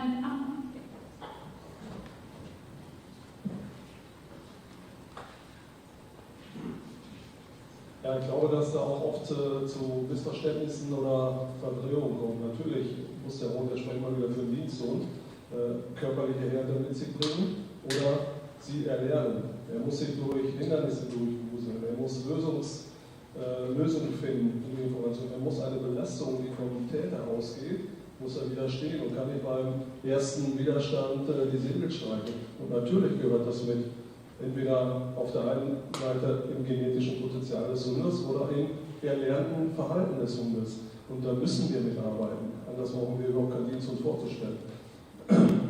Und die Frage ist natürlich, ja, da gibt es da genetische Sachen, da müsste dann wiederum in der Zuchttauglichkeit oder Gehörung überprüft werden. Je eher, je besser, wie du eben auch gesagt hast, mit deinem Hund, der da eigentlich schon sehr viel Erfahrung hat, kann es zum Großteil eigentlich nur erlerntes Verhalten sein, wie er zu seiner Beute kommt. Beim Junghund kann man mit Sicherheit auch Übungen hinterlegen, wo er sich körperlich irgendwo irgendwas überwinden oder durchführen muss, um zu sagen, jo, er strengt sich körperlich sehr gut an und nimmt auch Nachteile in Kauf, um zum Ziel zu kommen. Also ich denke, das ist ein wesentlicher Punkt. Das hat körperliche Härte nicht unbedingt mit Strafe oder Strafegift zu tun. Da muss man einfach mal differenzieren. Ja. Ich glaube, der Punkt war, dass diese Selektion entfallen ist, weil es diese Härte in der Ausbildung nicht mehr gibt. Also da gab es schon quasi eine Selektion in der, wenn ich es richtig verstanden habe, war der Punkt von Florian, dass früher bei, sagen wir, nicht schlechtere Ausbildung, also war schlechtere Ausbildung, aber Ausbildung über sehr viel mehr Korrekturen, natürlich schon eine Selektion durch die Ausbildung stattgefunden hat und so Hunde rausgeflogen sind, die man gar nicht gesehen hat, erfolgreich in Wettkämpfen, die das einfach nicht durchgestanden haben. Ja, aber früher war das mit Strafen verbunden, ganz klar. Die Hunde sind nicht durchgekommen. Genau. Die sind korrigiert worden und die das Ganze, unser damaliges, jetzt sprechen wir mal, was weiß ich, vor 30 Jahren, das Ausbildungsprinzip oder die Ausbildung überstanden haben, die konnten eigentlich wegstecken. Und das ist heute aufgrund unserer Erfahrung und Kenntnisse ja ganz anders. Aber wir müssen irgendeinen Parameter da wieder reinpacken. Insbesondere, wenn ich jetzt einmal für den Diensthundebereich spreche, weil der Diensthund, gerade im Schutzhundebereich, der muss sich letztendlich damit auseinandersetzen können. Der muss körperliche Nachteile sich durcharbeiten. Der muss, wenn er von dem Täter selber nicht attackiert werden soll, muss er was wegstecken können. Und das muss irgendwo angetestet werden, damit diese Hunde, wenn es genetisch hinterlegt ist, mit in die Zucht kommen. Ganz klar. Ja, schon mir absolut so. Magst du mir nochmal? Die ganz kurze Zusammenfassung in den Online-Chat rein. Hans Evers hat nochmal aufgehört, dass Härte für oft ja, durch die Ausbildung mit entstanden ist, aber Härte für ihn auch was ist, wo Hunde lernen, mit umzugehen oder gewisse Lösungsstrategien nochmal lernen, wie sie sich mit dem Täter auseinandersetzen, wie sie sich irgendwie auch durchbohren. Von dem her Härte auch was natürlich erlernt und ausgebaut werden kann. Also für mich gilt das nicht nur für den Diensthund, sondern auch für den Sporthund. Weil die Problematik ist mir nicht allgemein, wenn unsere Hunde, und das sieht man speziell heutzutage bei den führenden Gebrauchshundrassen wie Malinos oder deutsche Schäferhunde, dass diese Hunde immer nervig dünner werden, nicht mehr so belastbar sind. Das führt dann natürlich durch, wie Flori eben beschrieben hat, dass unsere Ausbildung viel qualitativ hochwertiger geworden ist. Wir sind viel einfühlsamer geworden. Wir bringen den Hund viel mehr bei, bevor wir mal Korrekturen machen. Das ist einwandfrei so. Das führt aber auch im Gegenzug wieder dazu, durch diese extreme Ausbildung kommen Hunde in die Zucht, die dünne Nerven haben, die nicht belastbar sind. Und diese Populationen haben wir bei den beiden Rassen, die ich beschrieben habe, sind wir schon zum Grad gekommen, wo es für uns für den Sport kritisch wird, nicht nur für den Dienst, speziell für den Sport. Wir haben Hunde, die gewisse Bedingungen nicht mehr erfüllen können, die beim Angriff aus der Bewegung wahnsinnige Geschwindigkeiten machen, aber nicht mehr zielgerichtet angreifen, weil die Nerven zu dünn sind oder können die Griffe nicht halten, verschiedenste Aspekte. Und wir brauchen einwandfrei da eine Helferarbeit, die anspruchsvoll ist, die den Hund körperlich belastet, weil wir den Schockbelastungstest, den wir früher nicht mehr haben, müssen wir Alternativen dafür machen. Und das geht nur, indem im Schutzdienst ist für meinen Begriff in unserem Sport die höchste Belastung. Dementsprechend müssen wir dort Helfer einsetzen, die anspruchsvoll arbeiten, die auch körperlich dem Hund was entgegensetzen und auch dann im Fall des Falles, wenn der Hund sich weich zeigt, dagegen weiter durchziehen. Die Sache ganz klar durcharbeiten. Weil es ist wichtig für uns, speziell im Sport, wenn wir den Sport erhalten wollen, dass wir Hunde bekommen, die sicher sind, die umweltsicher sind oder die so belastbar sind, dass ich sie erziehen kann und die alle Situationen durchhalten. Wenn wir diese Hunde nicht mehr haben, stellen wir unseren Sport komplett gefährdet. Nicht nur im Dienstbereich, sondern auch im Sportbereich. Genau, ich versuche es mal kurz zu wiederholen, Michael. Michael hat mal ausgeführt, dass für ihn Härte was Wichtiges ist und einmal bestätigt, dass durch die Ausbildung, die verbesserte Ausbildung, es weniger wichtig worden ist in der Ausbildung oder für die Hunde, warum dann auch Hunde mit weniger Härte in die Zucht kommen und am Ende gute Resultate haben, weil die Ausbildung halt besser geworden ist, aber damit auch die Gefahr einhergeht, dass die Hunde weniger Härte mit sich bringen. Und deswegen nochmal appelliert, dass quasi auch diese Helferarbeit so wichtig ist, um diese Härte nochmal dort zu überprüfen und bei uns im IGP-Bereich im Schutz dann nochmal deutlich klar zu machen, dass eine Auseinandersetzung ist und eine gewisse Härte auch nötig ist und die auch abgeprüft wird. Jetzt haben wir eine kurze Frage noch zum Thema Härte und Hartnäckigkeit im Chat. Härte ist die körperliche Härte, also nicht die Hartnäckigkeit im Sinne von, wie hartnäckig bleibt er dran, um an sein Ziel zu kommen, sondern wie robust geht er mit seinem Körper um oder wenn er sich irgendwo anschlägt, anstoßt, wie reagiert er darauf, wie steckt er das weg, reagiert er mit Weichheit oder akzeptiert er diese körperliche Beeinflussung, die sich für negativ anfühlen mag und was macht er daraus? Das ist, wenn wir über die Härte sprechen. Wir hätten jetzt noch eine Meldung von Knut und dann von der Maren vom ADRK. Und dann würden wir sehr, sehr gerne zu Jens Frank übergehen, weil da erwartet uns auch noch Spannendes und langsam geht uns die Zeit aus. Jetzt habe ich das Mikro nicht gegeben, Spock was anderes glaubt, gell? So ist es. Haben Sie sitzen im Lenkboot. Ja, Flori, gut, dass du es gerade nochmal definiert hast, weil, also das mit der Härte, weil ich glaube, das ist hier die ganze Zeit verwechselt worden. Führigkeit hat ja nicht unbedingt mit dieser Härte zu tun, wo wir gerade drüber sprechen. Und Mali ist nun mal ein nerviger Hund, der war es immer und der muss es auch bleiben. Ansonsten verliert er einfach die Eigenschaft, die ihn ausmacht. Damit ist natürlich ein Mali auch kein Hund für jedermann und natürlich ein Hund, der einen riesen Anspruch an seinen Hundeführer auch setzt. Aber gerade dieses Will to Please ist eine Sache, die ich jetzt zum Beispiel schon über die Zeit, wo ich die Hunde habe, sehr liebe und die möglicherweise ein Schäferhund nicht unbedingt hat. Und das sollte man nicht mit Härte vergleichen, weil ein Hund kann sehr führig sein, der kann alles mitmachen und trotzdem sehr hart gegenüber Umweltreizen, eben der Vergleich bei den Rettungshunden, die stoßen nicht in den Kopf. Die Frage ist, geht er da wieder hin? Oder sagt er, nee, ich nehme jetzt einen anderen Weg?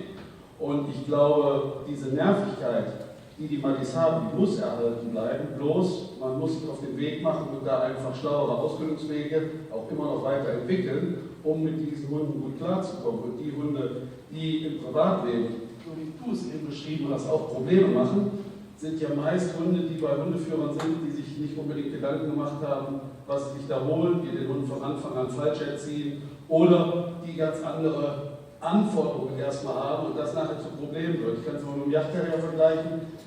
Ich habe früher Yachtterrier gezüchtet und bin auch mit denen zur Yacht gegangen und viele Leute hatten Spaß an diesen Hunden, weil die klein waren und kernig und haben von Anfang an, Flori lacht, der kennt die Truppe noch, haben von Anfang an Triebe gefördert und die Hunde verrückt gemacht und hatten dann mit einem Jahr Hunde, die nicht mehr von alleine zu lassen waren und die einfach nur noch die nächsten 15 Jahre Probleme gemacht haben. Und das ist ja auch das, was bei Malis eigentlich das größte Problem ist. Die Leute, die mit diesen Hunden über die Straße rennen und jeder will dann einen Fahrradfahrer her oder geht auf Autos los oder bellt alles an, das ist ja nicht unbedingt ein Problem der Rasse, sondern das ist auf die Nervigkeit bezogen natürlich ein Problem des Anfangstrainings oder der Ausbildung, wie soll man Kontrolle haben. Nochmal ganz kurz in die Online-Runde, Knut hat nochmal erklärt, dass der Mali daherkommt und auch so sein soll, dass er natürlich eine gewisse Nerventätigkeit hat und er braucht, weil es ihn aus Hund ausmacht und hat dann nochmal ausgeführt, dass es deswegen auch sehr wichtig ist, wie der Hund erzogen, gehalten wird, wie der Umgang ist und dass natürlich oft der Anspruch an den Hundeführer somit da höher ist und dass, wenn es zu Problemen kommt, das natürlich auch kommt, weil die Hundeführer die Hunde nicht entsprechend behandeln und da erziehen können. Jetzt ist noch eine Handmeldung im Chat. Hallo, moin, Martin von ADRK. Ich habe eine kurze Frage noch zu den Lebensüberprüfungen bzw. auch die Körung, die ihr macht. Hat der Hund die Möglichkeit, nur einmal daran teilzunehmen oder macht ihr auch Wiederholungen mit dabei? Er kann einmal wiederholen. Danke. Bitte. Also ich glaube, es zeigt, warum es wichtig ist, dass die Akteure zusammenkommen. Es gibt da ganz, ganz viel Austauschbedarf und wir sollten und wollen das aufrechterhalten. Wir wollen auch ausdrücklich, dass die Leute sich hier vernetzen und diese Kommunikation auch außerhalb aufrechterhalten, damit die Züchter, die Sportler, die Dienstleute zusammenkommen und sich, wo man sich einigen kann oder ein gleiches Verständnis haben und wenn die Esther uns weiter auf die Sprünge hält, hilft auch vielleicht mal einmal die gleiche Nomenklatura, die sogar wissenschaftlich anerkannt ist. Aber wir haben noch 2 Stunden bis zum Ende der Veranstaltung und wir möchten niemand die Freude nehmen, bei Jens Frank noch den Slot mitzuerleben. Und deswegen verschieben wir jetzt die Zuchtdiskussion auf einen anderen Zeitpunkt und geben jetzt an Jens Frank weiter.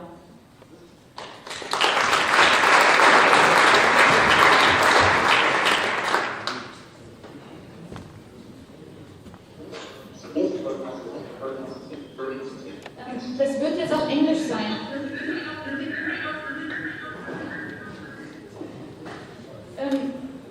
Können wir es auf Englisch weiterhalten? Wir können natürlich auch immer Pausen machen und kurz versuchen, richtig zusammenzufassen auf Deutsch. Kann ich einen Raum bekommen? Englisch ist okay oder Hände hoch, Englisch passt nicht? Englisch passt bei vielen, gut.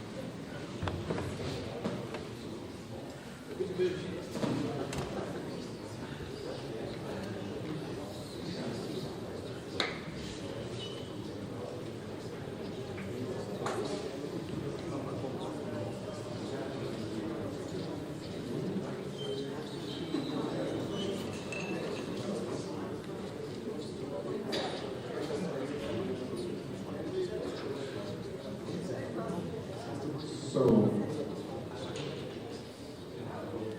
my name is Jens Frank, and as I said earlier this morning, I work as an associate professor at the University of Agricultural Sciences in Sweden, and I'm also an instructor at the Scandinavian Working Dog Institute, where we train handlers and dogs, mainly service dogs and service dog handlers. And I would like to talk now, departing from what I think, according to my experience, differentiates exceptionally good dog handlers from average or even not so good dog handlers. And there are mainly 5 large points, 5 things. And one is that they have specific and measurable goals for what they want or need to achieve with their dogs. Another is that they have a plan, often a progression plan, for how to achieve these specific and measurable goals. And the third is that they have a basic theoretical knowledge when it comes to learning. And in my experience, you don't need to know a lot of learning theory to be able to train dogs to a very high standard. But, and the fourth point is this, you need the discipline to actually apply this knowledge and to follow your plan. And in my experience, that is what most dog handlers lack. So many dog handlers have a lot of theoretical knowledge. That is not the problem. The problem is that they don't use it. And we will have a look at some examples of this. And the final one, and the longer I work in this field, the more important I find this point, is that you have a suitable dog, a well-selected dog, because as we all know, most dogs are not suitable to become working dogs or service dogs. It doesn't mean they are bad or good dogs, it just means they're not suitable for very specific tasks. So, I would like to start with the first point, with the specific and measurable goals. It's the German projector works black on black. Ah, perfect. Just give us a second. Yes.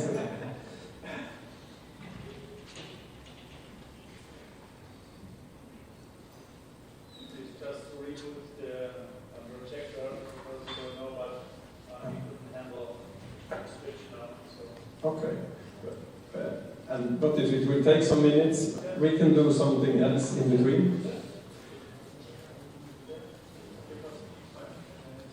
Okay, yes. So then we switch to one of the middle points, and we'll get back to the specific and measurable goals. So if we then go to the basic knowledge needed about how animals learn, one of the very basic principles or concepts is the operant conditioning model that you all know about, with the 4 quadrants. It's extremely easy in theory, but it turns out it's very hard to apply in practice. both because you as a handler have many things to think about when you train the dog, and because many of you also have emotions and you feel things for the dogs, which makes you reinforce or punish depending on how you feel. And the thing is, according to the operant conditioning model, the only thing we can reinforce or punish are behaviors in the dog, so specific behaviors that the dog is showing, not more complex things that we would like to communicate. And then, now we're back. So then I will come back to the reinforcements and punishment, and we go back to the specific and measurable goals. So if we have a specific and measurable goal, it makes it easier for us to do the reinforcements and punishments with a good timing, because then we have a very clear idea of what we actually want the dog to do. So, for example, if we take the indication, if we have an explosive detection dog, it's good if we, before we start actual training of the dog, decide how do we want the indication to be. So, for example, this is from a military unit that has explosive detection dogs. They want the dog to indicate found explosives with the sit and stare. And what they mean with stare is that the nose should point towards where the dog gets the odor. It should be able to do so for at least 10 seconds, 10 out of 10 times, so 100%. The dog should never be closer to the source of odor than 10 centimeters. And it should not be further away than 1 meter. So this is their goal. You see, they have made it easy for themselves by saying it should be able to do it in any environment. And this is not good enough. So what we usually do is that we list 3 examples of the most difficult or challenging situations. Because if we train for them, then the dog will be able to manage also the everyday situations. But if we set the everyday situations as the goal, we will be in trouble in the more complicated ones. And it's important to set this goal because then you give the dog the chance from the beginning to learn what is too close and what is too far away. And you give the handler the chance to actually respond quickly and not having to think, do I think this is too close or is it too far away?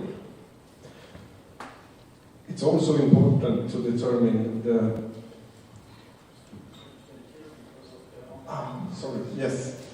It's also important to determine the accuracy, or if it should be 80% success, 90% or 100%.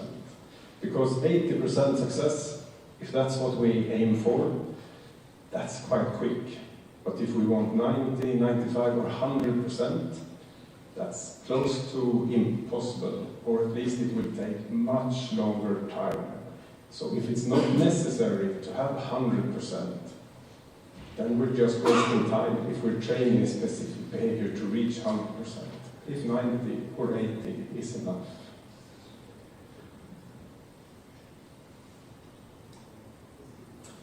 Most dogs do more than one behavior in a specific exercise or working task.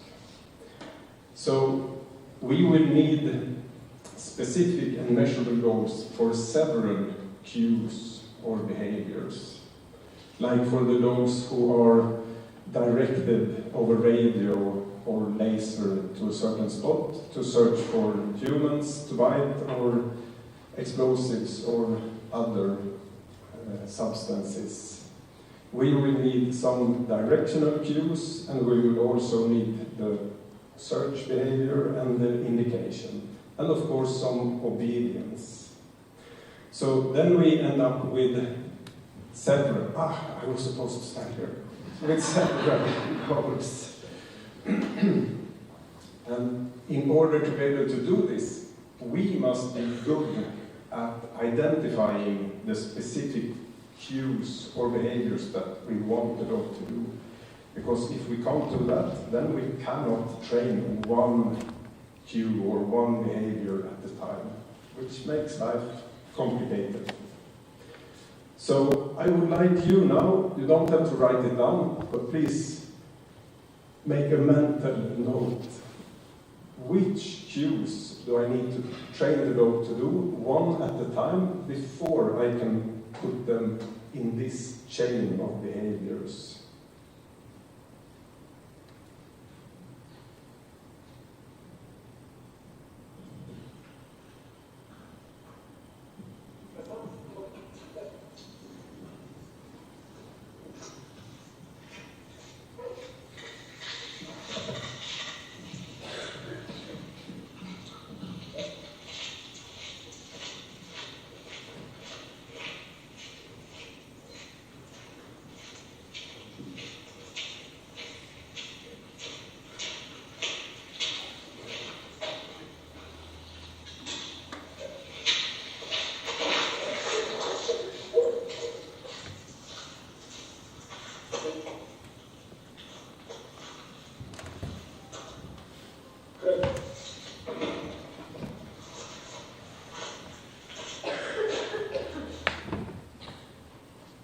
So before we make this small chain of behaviors, we need to teach the dog the recall out of the crate.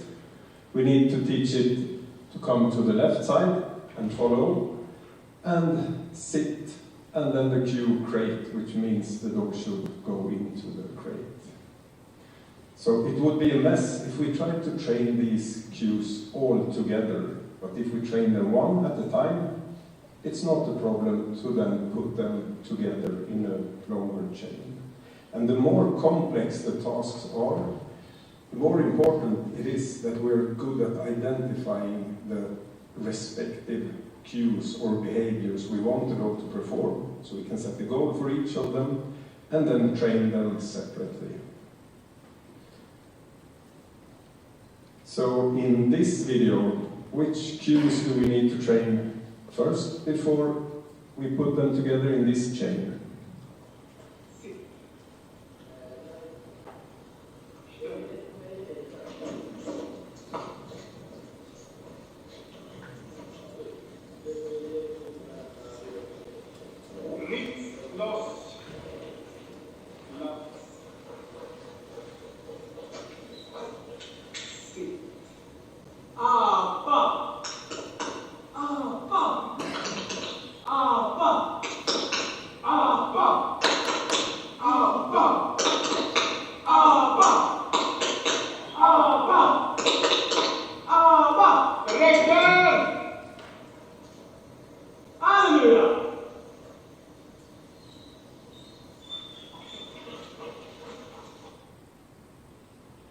So we need the dog to understand the command to bite, to out, to come to the handler's side, and then the helper and the handler shouting up, up.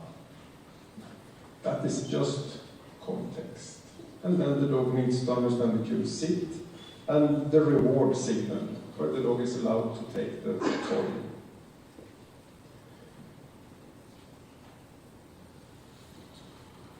Which cues do we need here? This is the last one, I promise.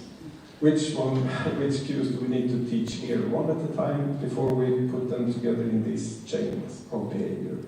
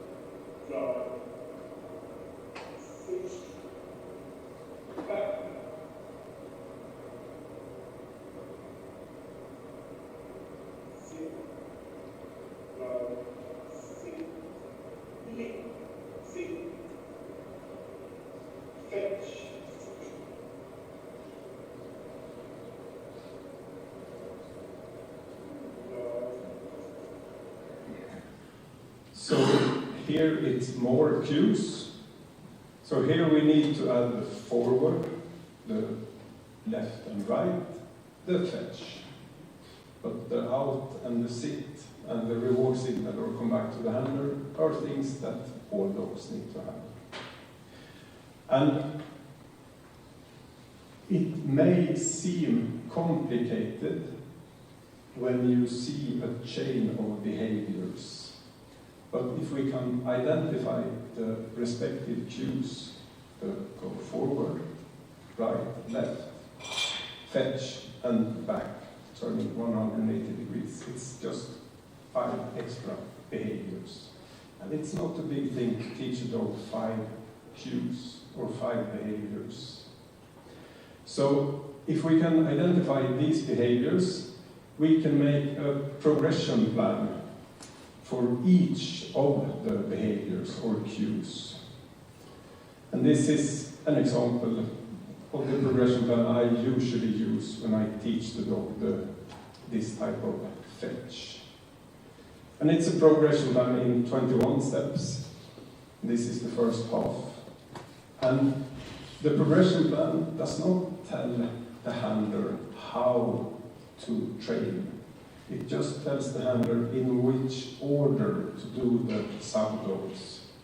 So we have an end goal that we break down into sub-goals like this.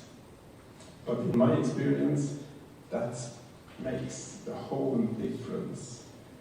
Because here, I don't have to care about what the dog should do in the end, being able to go at a long distance away from the handler, placing and leaving sensors, and with cues over radio. What I have to think about here is just step number 1, that the dog grabs the pen when I lure it with my hand. And when the dog can do that successfully 3 times in a row, I go to the next sub-goal, the next step in the progression plan, where the dog should grab the pen when I lure and then hold it for half a second while I pull slightly, because that makes it easier for the dog to remain holding the grip of the pen.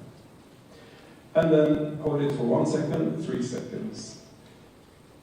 And usually in the first training session, I can complete the first 4 steps in this plan.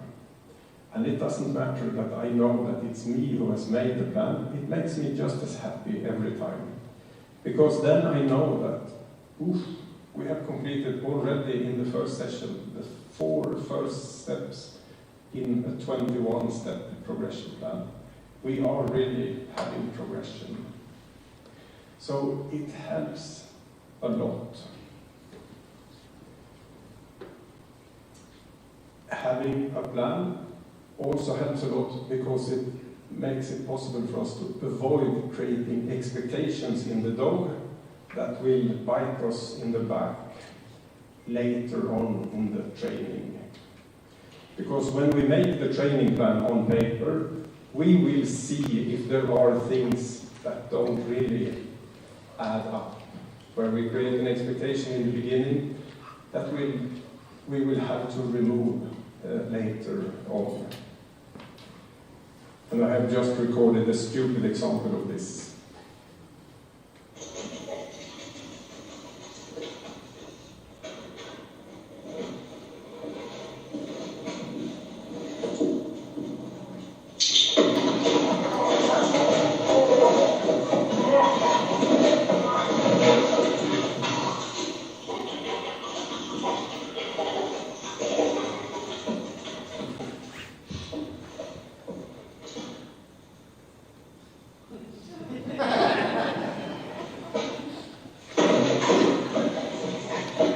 So no one is stupid enough to do that mistake. But we do the same type of mistakes in other situations. So one example is the sit. So this is an example of a specific and measurable goal for the cue sit. And And this is not for sports, this is for a regular military working dog unit. And when we start to teach the dog the sit, we break it down into a progression plan, just as with the fetch. And the first goal, if we have a totally green dog that doesn't know how to sit, is that we lure the dog into the position. So most will take food or a toy and lure the dog into sitting. And then, since we want later on the cue sit to mean that the dog should sit down and remain seated until another cue is given. There is no need to say stay or anything like that. So we say sit. We reward the dog with the food. So we reward it for being in that position. But at some point, I need the dog to stand up again so I can lure it into the sit again. And if I then take 1 or 2 steps back, the dog will follow. And I can lure the dog again and reward it for sitting. But what I do then is that I teach the dog that the cue to leave the sit is that the handler moves. And that's a bit unproductive and it's unnecessary. And if we just sit down and write the progression plan, we will spot this mistake on the paper. So instead, when we lure the dog, we reward it for sitting, and then we can say, come, before we move. Just like you would do if you teach the dog new cue. You have the new cue before the old cue. And most dogs will come if you start walking away. But if you say come first, it is come that becomes the cue for leaving the sit, not you moving away. Then we have the sit, the new cue before the luring, and apply the same thing, of course.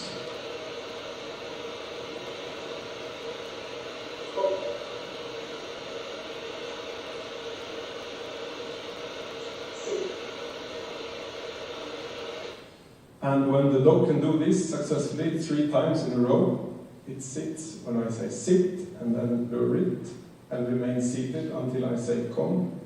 Then we go to the next step, because then it really doesn't pay off. Even if I do this exercise 1,000 times, the dog will not learn any more sit. What makes it learn is if we progress into new contexts. So then we can start changing the context a little bit.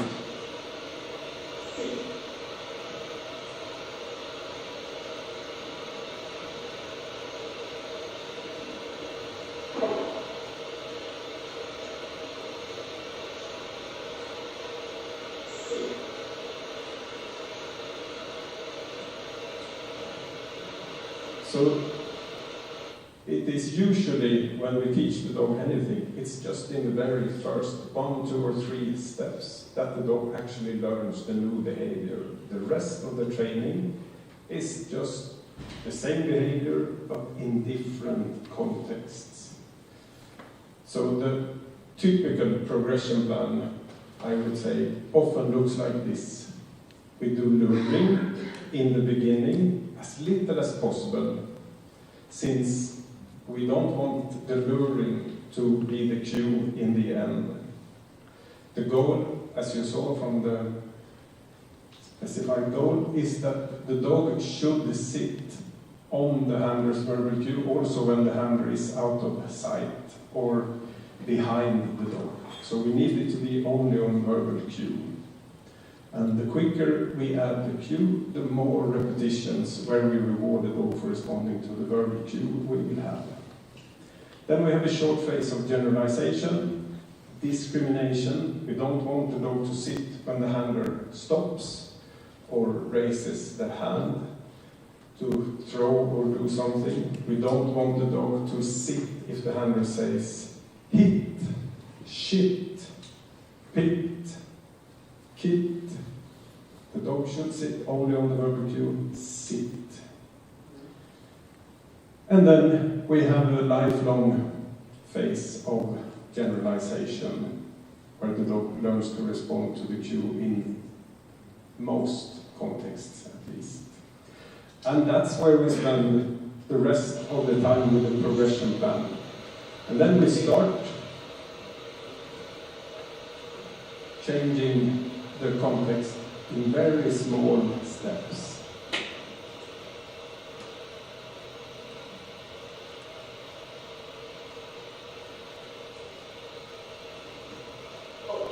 And in my experience, having the progression plan helps, at least me, as a trainer, to be good at being consistent. So I don't have to store the information in my head, what exercise should we do next, and what next, and what next. That's written down in the progression plan. I can focus on only rewarding the dog for staying in the behavior or punishing the dog if it leaves the sit. And the first thing you lose as a dog trainer is your dignity. That is just a fact of life.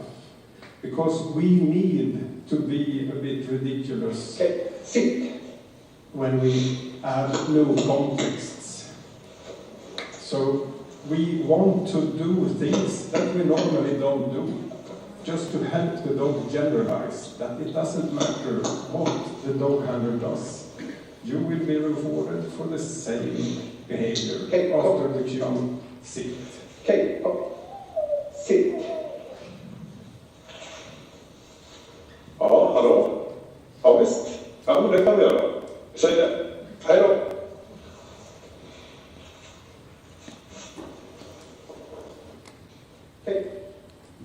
Sit. Capricciosa. Margarita. Quattro stagione.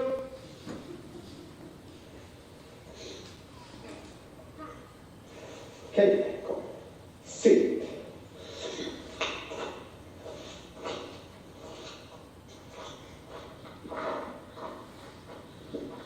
Wiseman på plats.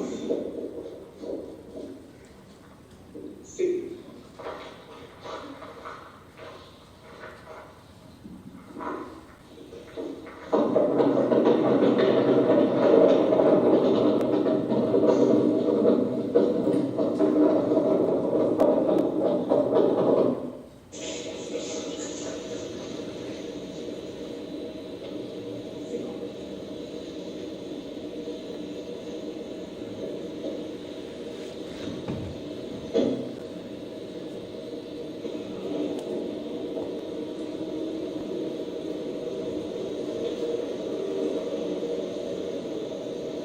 You get the idea. We have a specific and measurable goal, so we know when we have reached the end goal. And we can break that down into sub-goals. And the sub-goals is the progression plan or training plan. And in many cases, especially with the obedience cues, it will in the end just be a list of different contexts where we try to increase the level of arousal in the dog gradually. And I will come back to the arousal in a bit. The most important thing is that the progression plan has small steps. And it's preferable to have many small than few large. Because if we have the large steps, the dog handler cannot go from one step to the other, but they will have to make their own sub-goals. And most dog handlers cannot do this, because it's the first time they train the dog to do this specific behavior. And then we, who are instructors, need to assist them with that.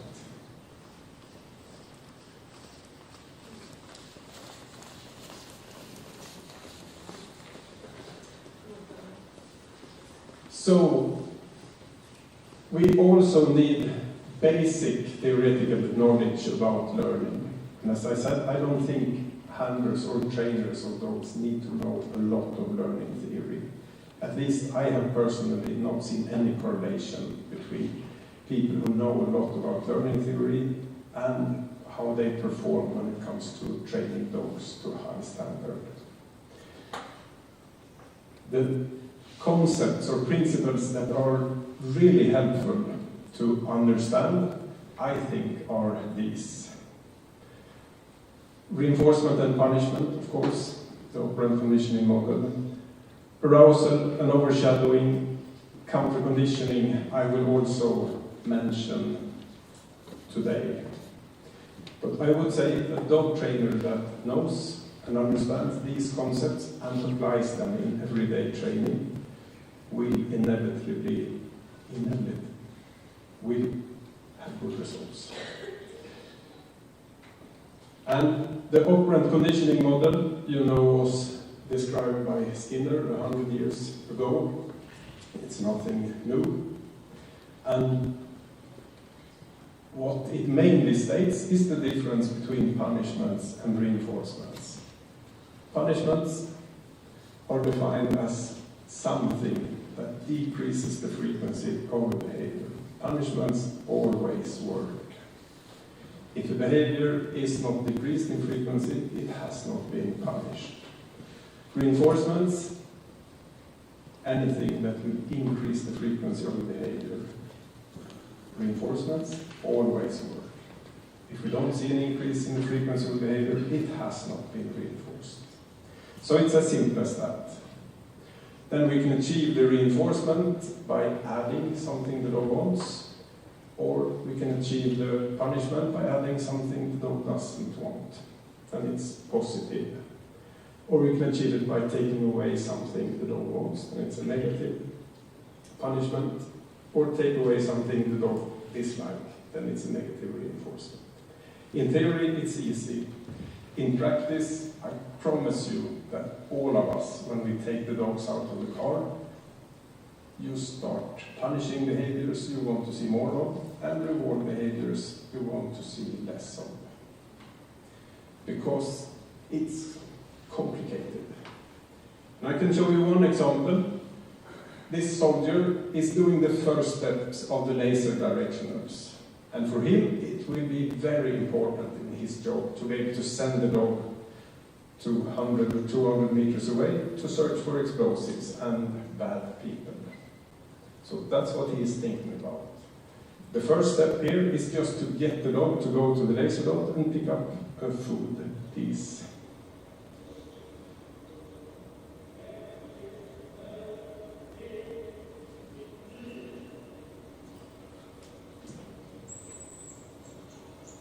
And then he gives the reward signal.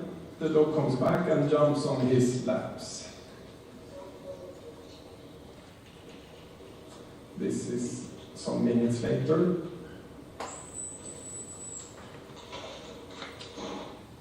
So the question is, why is the stupid dog jumping up on his handler's legs? It must understand that this hurts. But why is it continuing to do it? Yes, it's reinforced. And usually it's rarely so easy to see as here that it is reinforced. But here we can see it. But this dog handler is not stupid or inexperienced, but he is focused on today we train the laser directionals, and he has the whistle, the reward signal in his mouth, he has the laser in his hand, he has the soft cheese, which is the reward, in his left hand, and then he has the dog. It's a lot of things to keep track of. And it's not possible for him to think about everything at the same time. It's easy for me, I'm standing 5 meters behind, I have no dog or nothing. So I can see what you also can see. And then I can ask him to just hold the soft cheese behind his back.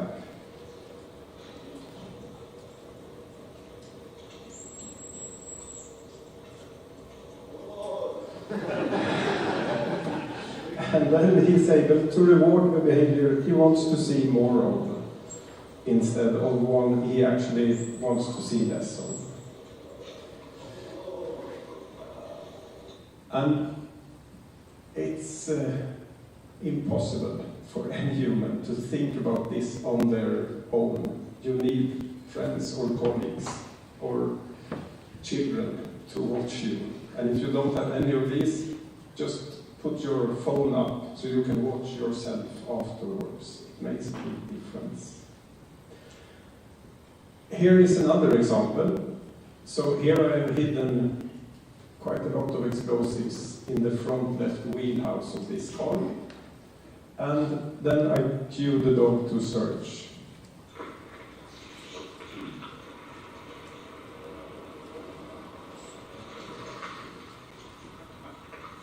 So he quite immediately goes there, indicates, I reward him with a frolic, and then I cue him to search again.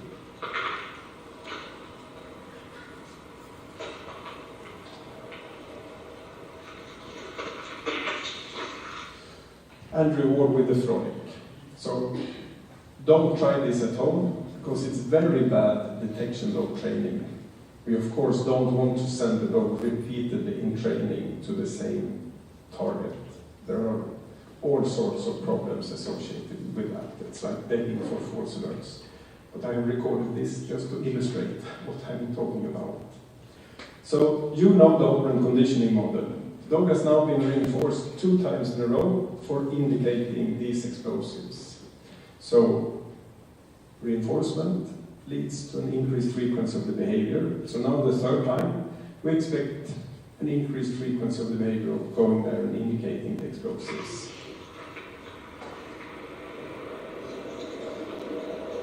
But the dog misses the explosives, so I call him back to give him a new chance.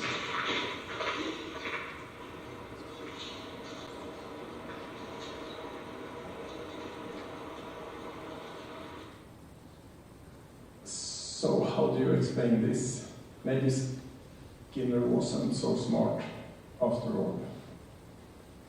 Maybe it isn't reinforcement that leads to an increased frequency of the behaviors. Of course, here I'm rewarded 2 times with frolic. Or is there an alternative explanation? So if we just go back to the definition of reinforcement and punishment, the definition of a punishment is something that leads to a decreased frequency of behavior. And that is what we see here. We see a decreased frequency of the behavior of indicating. So by definition, this behavior has been punished. It doesn't matter that it was not my intention to punish. What I think is a reward or a punishment is of no interest to anyone. What is interesting is the dog's response. So it's hard to determine if something is a punishment or a reinforcement before we repeatedly expose the dog to it. So my interpretation here is that the dog doesn't want a frolic. It wants a higher value reward, and it has had a higher value reward other times when it has been searching cars. So now the dog is looking for another explosive high that may produce a reinforcement instead of the punishment. But there is no other explosives hidden on this car.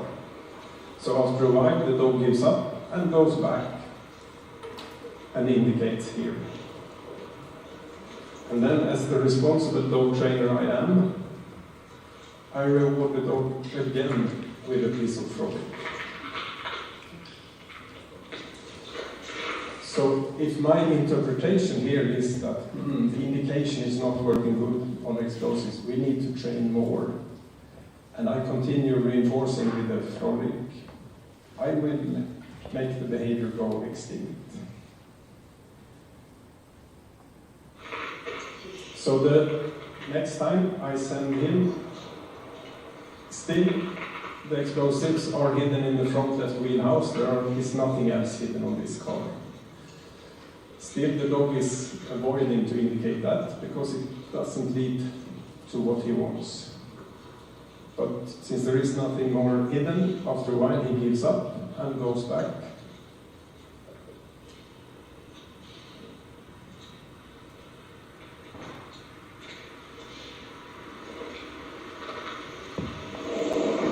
And then I just reward by giving him the ball, not playing, but he can have the ball for some seconds before I take it back.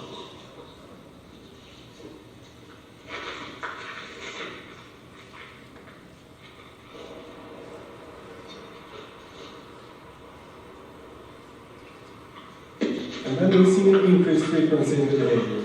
And then I throw the ball, because on this dog's scale of the value of reinforcement, that is a little bit higher than just getting the ball.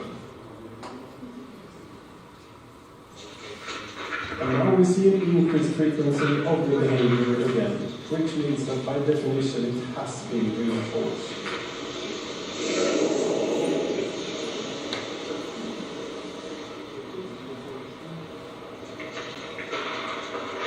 And for many dogs, it would probably be a reinforcement if I went there and kicked him in the side. It would at least not be a punishment. I don't want to go there and kick him in the side. That's not what I'm saying. I'm just saying that it is sometimes a bit hard to understand what dogs perceive as a reinforcement or a punishment. And they see the world a bit different than we do. So now comes the test for you. This is a small puppy doing a short search and then indicating. Is it reinforced or punished for doing the indication?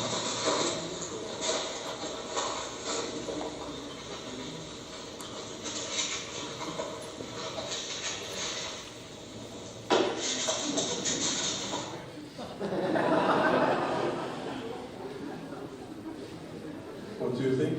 Is it reinforced or punished?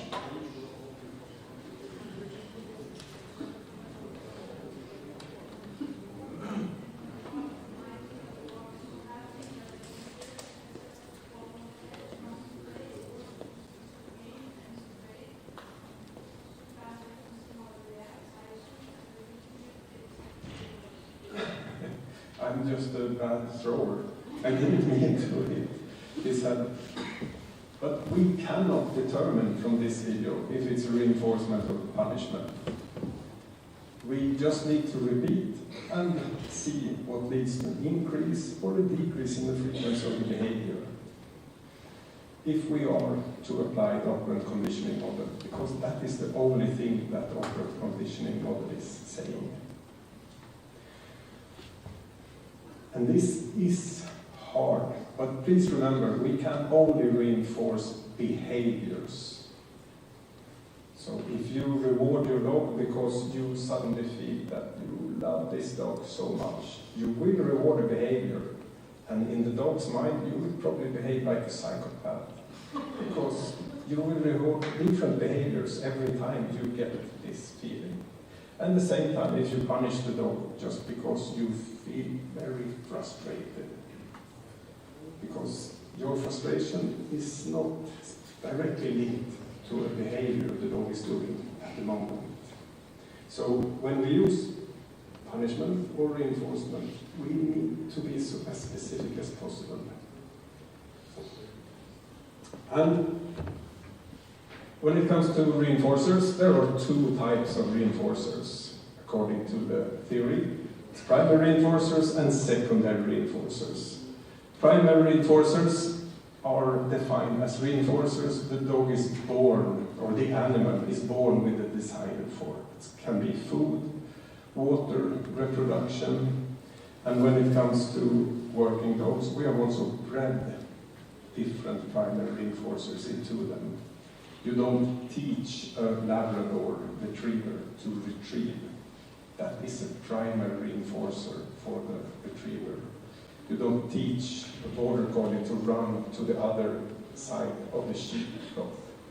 That's a primary reinforcer. So we can use that as a reinforcement for the dog, just as we can use throwing things for the Labrador.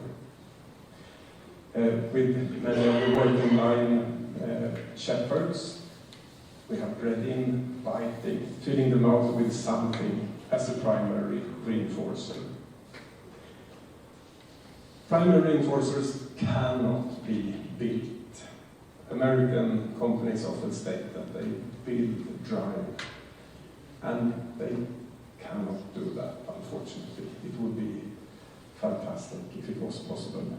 But primary reinforcers are reinforcers the dog is born with, or not at all. Secondary reinforcers are things like the clicker, the whistle, or me saying chip. So it's a learned reinforcer, something the dog has associated with a primary reinforcer.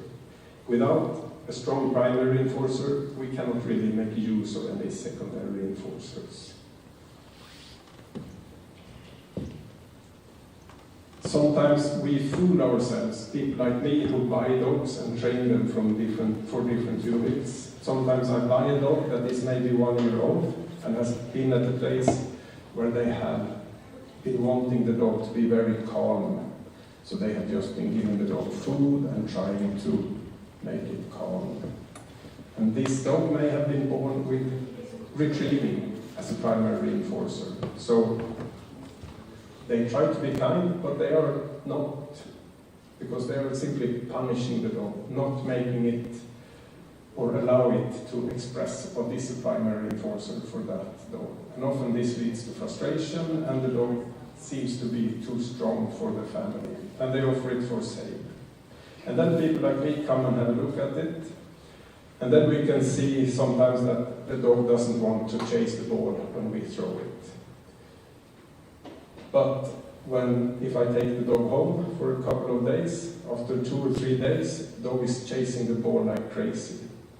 And then I may think, look what I did. I built the drive for the ball. But I haven't built anything.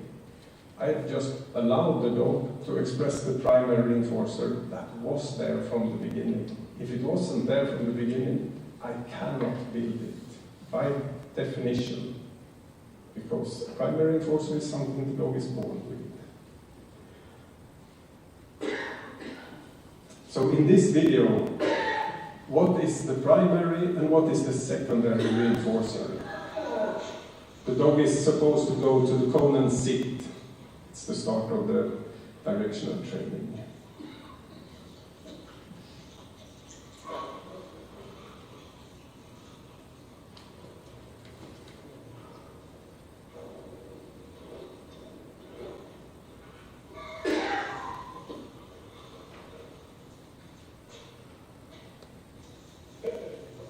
So what is the primary reinforcer here? The food. Yes, I throw pieces of food. And what is the secondary reinforcer?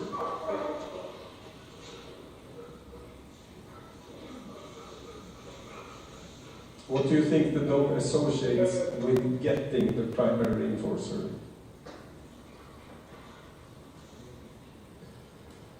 So it's probably sitting in front of the cone, and after some repetitions, probably also going to the cone. And after some more repetitions, when we start adding a cue like go, that also becomes a secondary reinforcer. And that is usually what we do when we train the dogs. We make a whole chain of secondary reinforcers that ends up with a primary reinforcer at the end. What is the primary reinforcer here?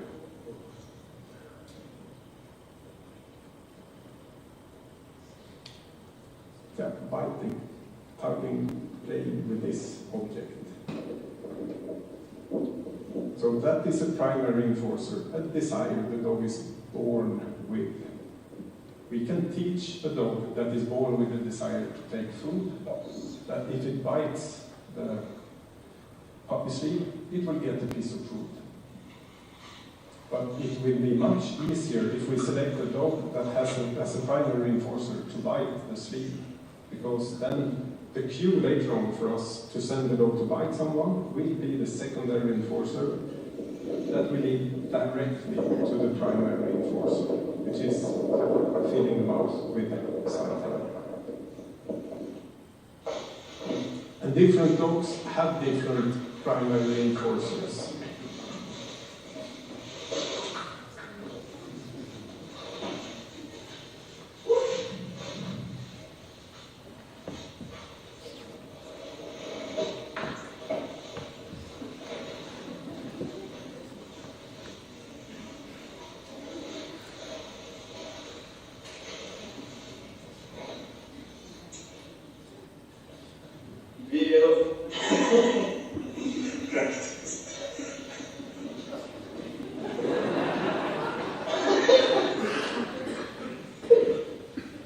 So both of these dogs can be equally motivated, but for different primary reinforcers.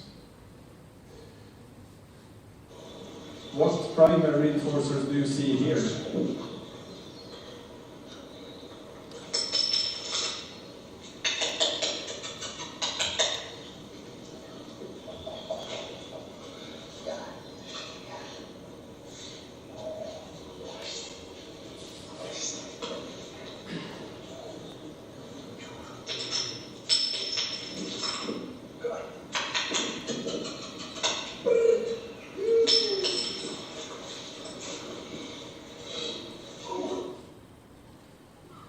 So it's one object, the typical Dutch metal bar, but there can be several primary reinforcements linked to it.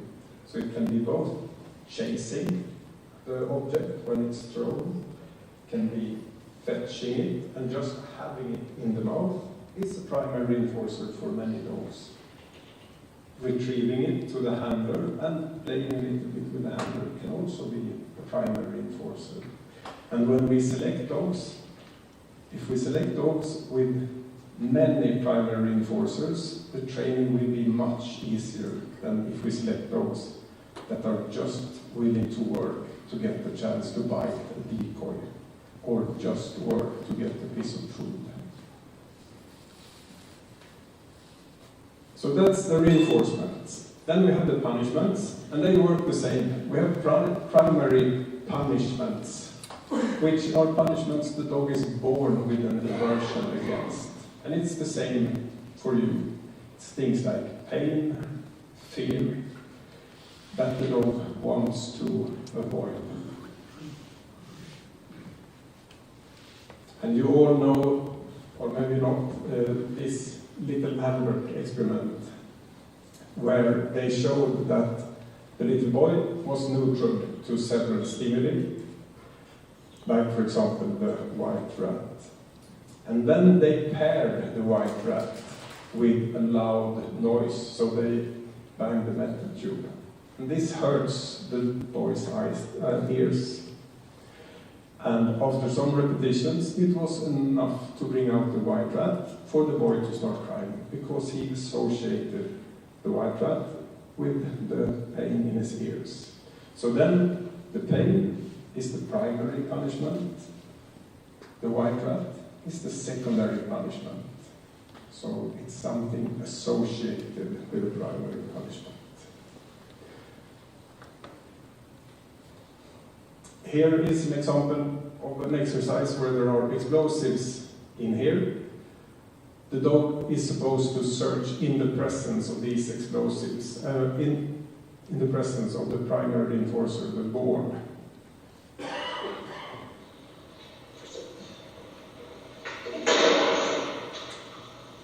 But when he goes for the ball instead of searching for the explosives, the handler gets a bit emotional, pulls the lead, and the dog slams the head on the locker doors. It was not the intention, but it was what happened. So this was likely a positive punishment. But then the question is, what behavior did the dog associate with the punishment? And we can see that in the next repetition. Look like this.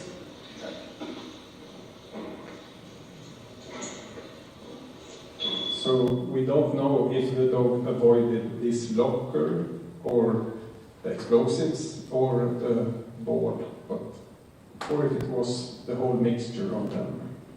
So positive punishment is extremely powerful. It's much, much more effective than positive reinforcement. We rarely get a strong reaction or a strong learning after just one reinforcement. But we can get a very strong effect after one positive punishment. And this is also what makes it so difficult, because in order to be able to use it, we need to control the whole situation, so we know exactly what behavior the dog associates with the punishment. And that's very hard to do. So in working dog training, we typically use the negative punishment and the positive reinforcement. And I would say in my training and in most other handlers training I see, we use about twice as much punishment as we use reinforcement. But it's negative punishment instead of the positive punishment. I don't have any ethical issues with positive punishment, but I have training issues with using it because it often leads to an undesired result.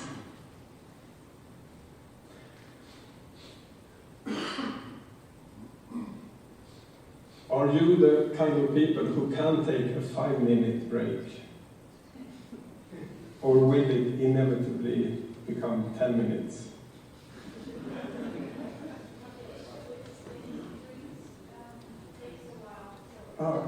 Yeah, maybe not for the drinks. But yeah, if you don't need to go to the bathroom, should we continue for 45 minutes more? Are you, yes, 5-minute break. So 5 minutes, we start again 20 minutes past 5.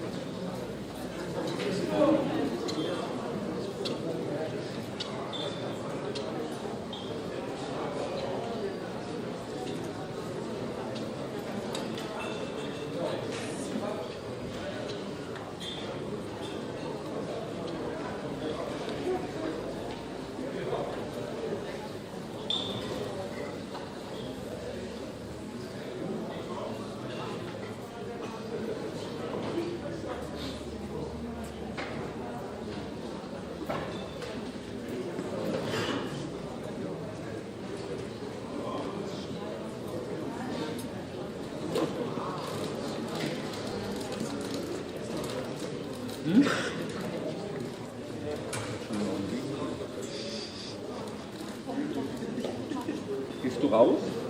Kannst du die Flasche bitte weg? Ich sage mit einem Wort, dass du schaffst es. Das ist mir nur von dir geben. Morgen geht quasi so um. Das kann ich nicht.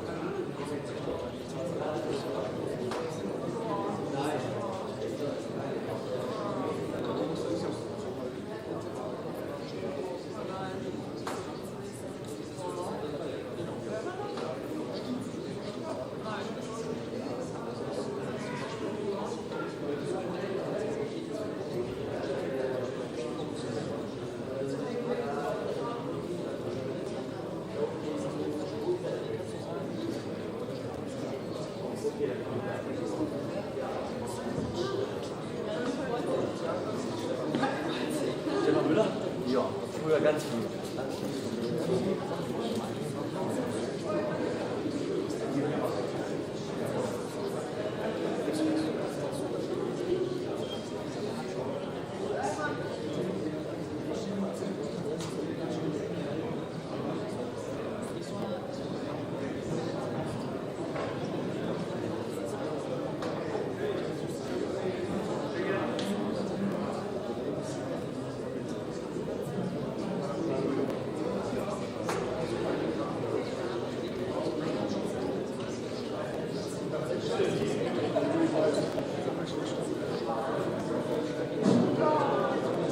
Wenn ihr wieder euren Platz einfindet, dann würdet ihr jetzt gerne weitermachen. Dankeschön.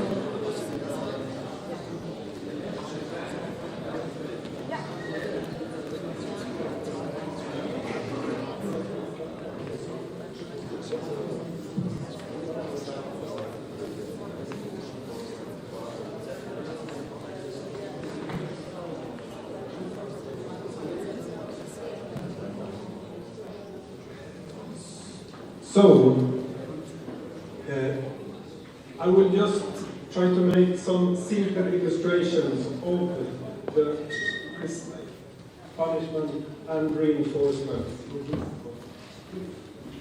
So he is an attack dog from the US military unit, and he is just here for training to learn some directional cues and to fetch and leave different sensors. So now I ask you, what behavior is reinforced?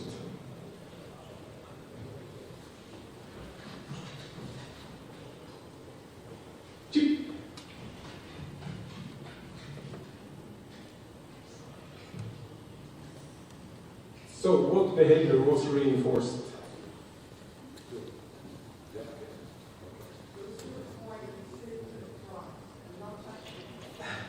Yes, go and sit in front of the cone. At least that was my intention. But it's not until we repeat it, we will see if it was reinforced. So we will have to repeat it.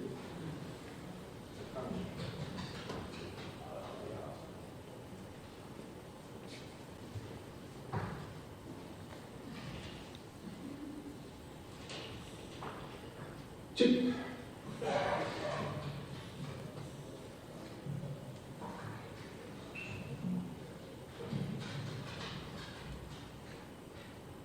Chip.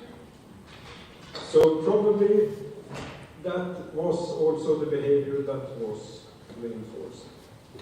So now I add another cue into the chain. Stop.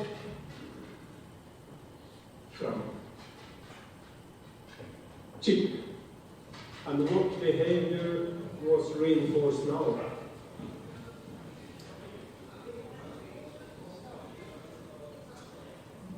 I want to train stop, but do you really think that was what was reinforced? We look at it again. Stop. Fram. Chip. So probably it is the sit by cone that is reinforced. Because if I want to reinforce the stop, then I need to stop, chip, do like this. So often we mix up what we want to reinforce with what is most likely to be reinforced.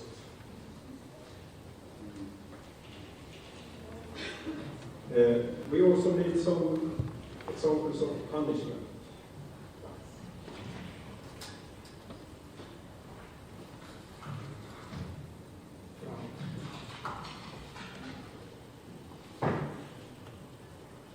Loss.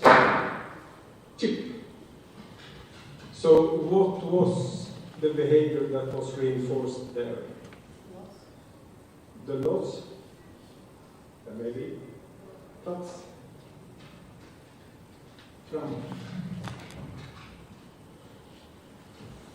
Uppåt.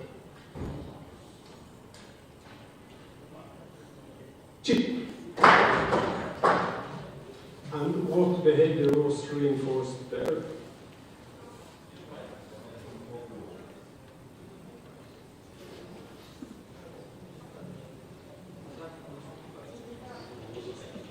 The pickup. You really think? Because he picked up and then sat down, and then I said, chip. So I may have wanted to train the pickup, but I think I have just reinforced the sitting in front of the door.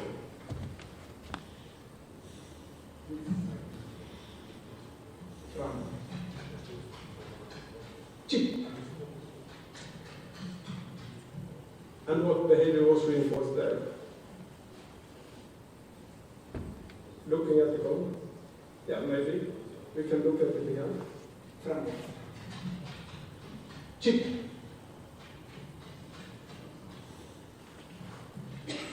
Looking at goal. No? What do you think was reinforced?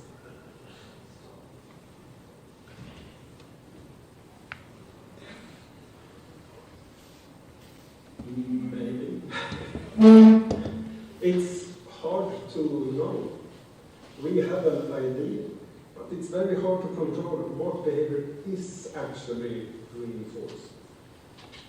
And often there are behaviors overshadowing other behaviors. So behaviors that are particularly salient to the dog. And when we select dogs, many times one of the selection criteria is the dog's eagerness to have articles. So if I send him to pick up the article, that would probably be a reinforcement. If I send him to stop in front of the article and then tell him to go forward, he wants to pick up the article because it is reinforcing to have something in his mouth. That's why he is selected. We will see what he does. Stop. Framåt. Chip.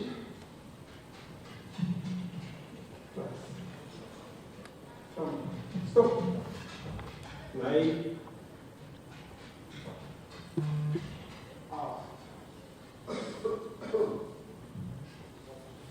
So now I get the chance to try to punish a behavior.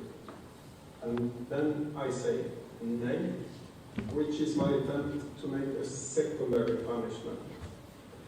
So from many repetitions like this, the dog should understand that when the cue nay is given, it means shit.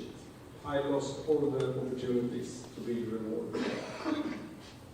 So me saying nay or no is not the punishment. No dog is born with the desire to avoid hearing the word no or nay. But this is the punishment. But this will only work as a negative punishment if the dog is crazy about the reward. So the more high-drive dogs we have, the more effective will the negative punishment be. Because if he really wants the reward, dying here and suffering is hard right now. But I have already rewarded him with pieces of frolic. And that is not a very hard punishment for him, not getting more frolic. So if we don't see things working the way we want to, many times it's not more repetitions we need. We need to change the punishment or the reinforcement. And if we use the negative punishment, the punishment and the reinforcement are linked. So the better the reward, the stronger will the punishment be. Stop. Uppåt. Nej.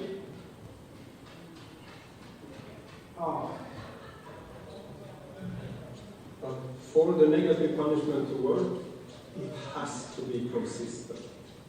So just because I feel a little bit stressed, I don't have all the time in the world, I cannot send the dog immediately again. Because then there is no cost for making the behavior I want to see less of. And just saying no, calling the dog back, is rarely a punishment for any dog.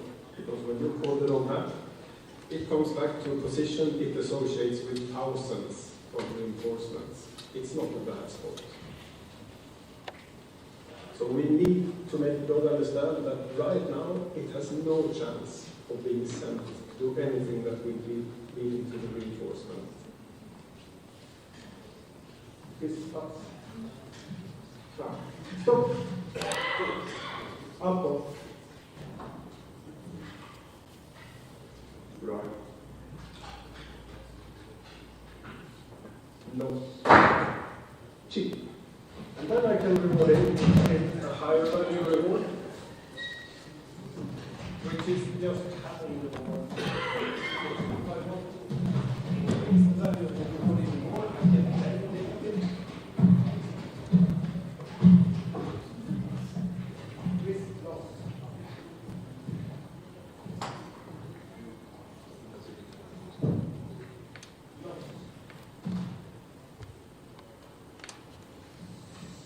So, what behavior did I just punish?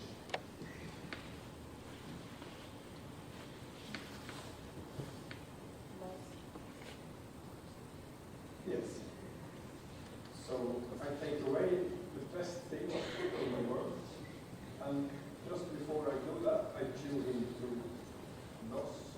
And when he does the behavior, I punish him with the hardest possible punishment. And this is often the reason for why we get problems with the loss. But at some point we need to take the toy back. Sorry. So at some point we need to take the toy back. But the loss is just a behavior like any other behavior. It follows the same model of operant conditioning. So if we want to see more of the loss, the out, we need to reinforce it. Risk loss. So then we can reinforce the loss higher and more frequent. Risk loss. Risk loss. So, as a rule of thumb, about 2 out of 3 times, the dog is reinforced for the loss if I see that the loss starts to become a little bit hesitant. And then we can go back to taking it every time or every second time. Do you have any questions when it comes to the operant conditioning model?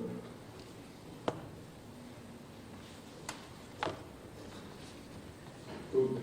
And if there is something I want you to remember from this, it is that none of you can determine beforehand what is a reinforcement or a punishment.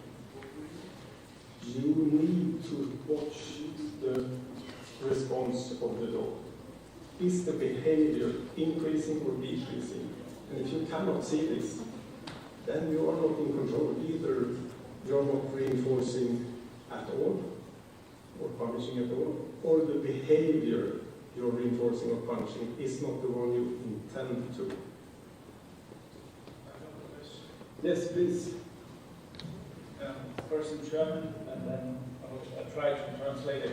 Meine Frage ist, wenn man jetzt ein Verhalten aufbaut, das immer wieder bestätigt und es hochwertig bestätigt, einen Ball zum Beispiel, dann hat er vorher gesagt, wenn man mit Futter bestätigt, dass es eine Art Strafe ist, weil der Hund mehr erwartet. Wir müssen aber später dorthin, dass der Hund quasi arbeitet, ohne eine Belohnung zu bekommen, wie er damit umgeht, dass es für den Hund weniger Strafe ist oder wie er mit diesem Umstand handelt, dass man mit Futter trotzdem der Hund es nur als Belohnung empfindet, weil es gibt unterschiedliche Stufen von Belohnungen, wie wir in dem Video gesehen haben, ist er eigentlich enttäuscht, dass er nur Futter bekommt, obwohl wir oft denken in der Ausbildung, wir belohnen ihn, er hat ja Futter bekommen. Super.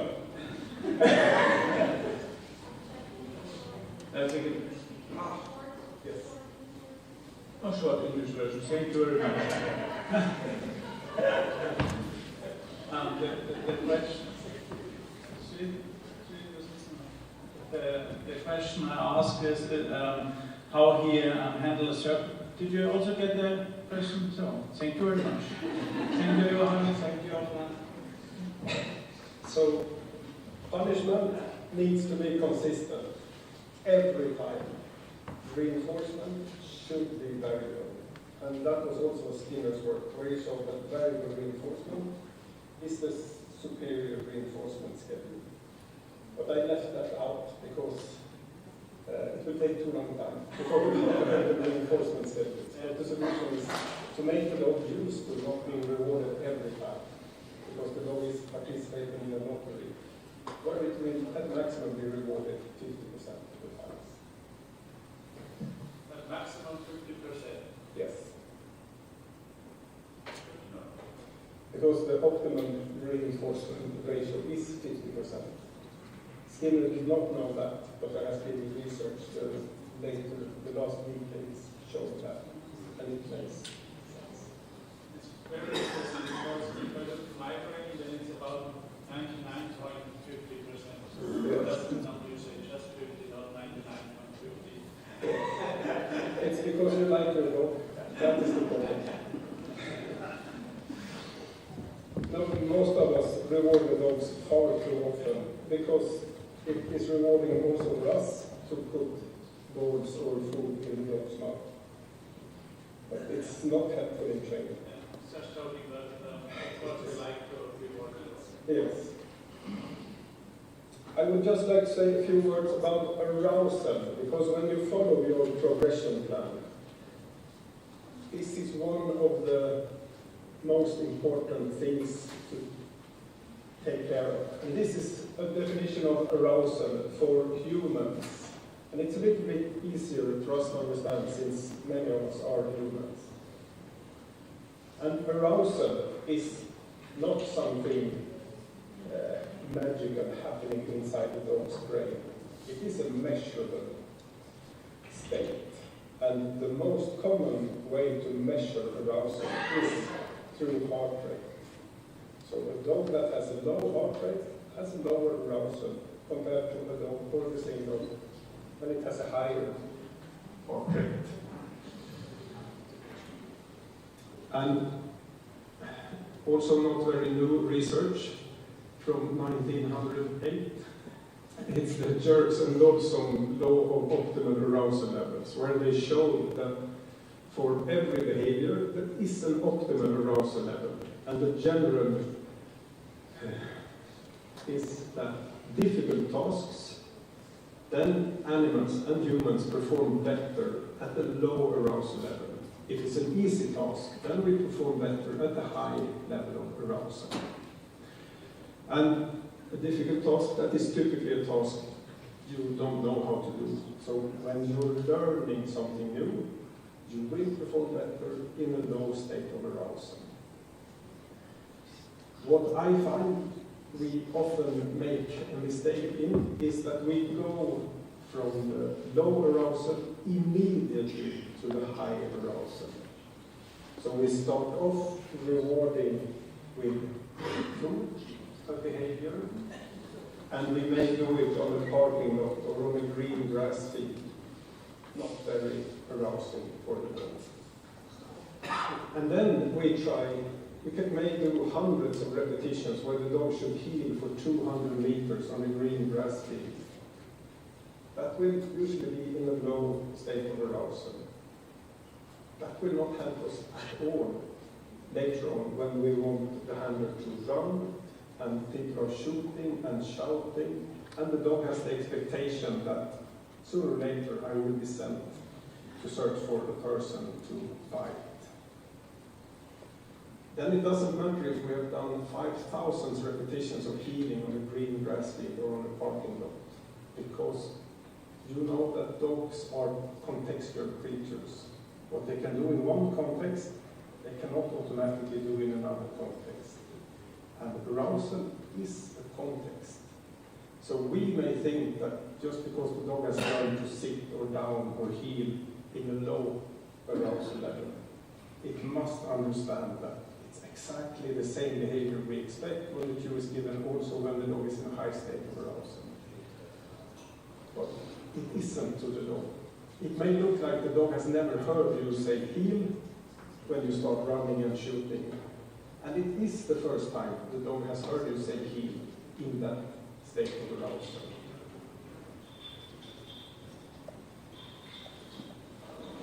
So here, for example, the dog starts biting. And now we want to train it.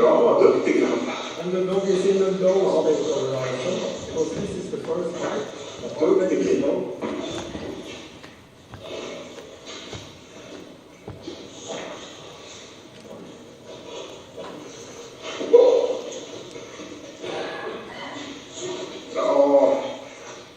Knappi loss. Stopp. Duktig. Duktig. Så ska det vara. Duktig där. Ja, bra. Ja, bra. Then the arousal level increases just by the duration of the exercise. The heart rate will go up in the dog. Knappi loss. Now it was a little bit more Stopp.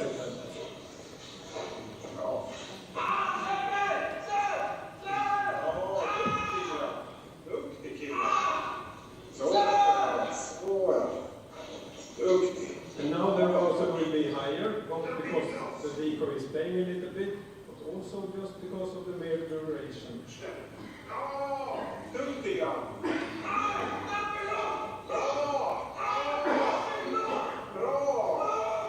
Duktig kille.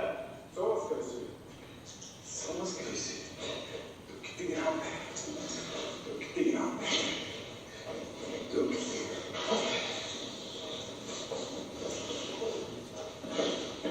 Bra. Knappi loss. Knappi loss. And here it was not nice. Here is nothing that I want to reward. Because if I hear reward the dog for outing, I will probably reward the whole sloppy out. And we will be on the slippery slope, where the dog is rewarded for worse and worse outs. So here the dog needs to go back into the car, and we bring the arousal level down, and then we can start again. So here I should have stopped one repetition before. Here I went over the top of the optimal arousal level for that exercise.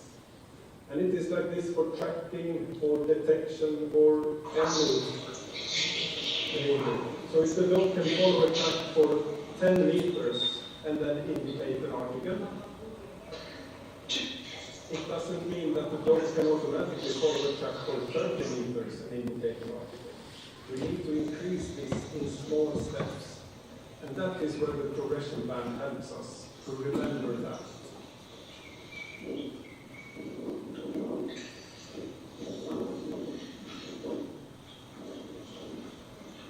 And this is the weather in Sweden right now.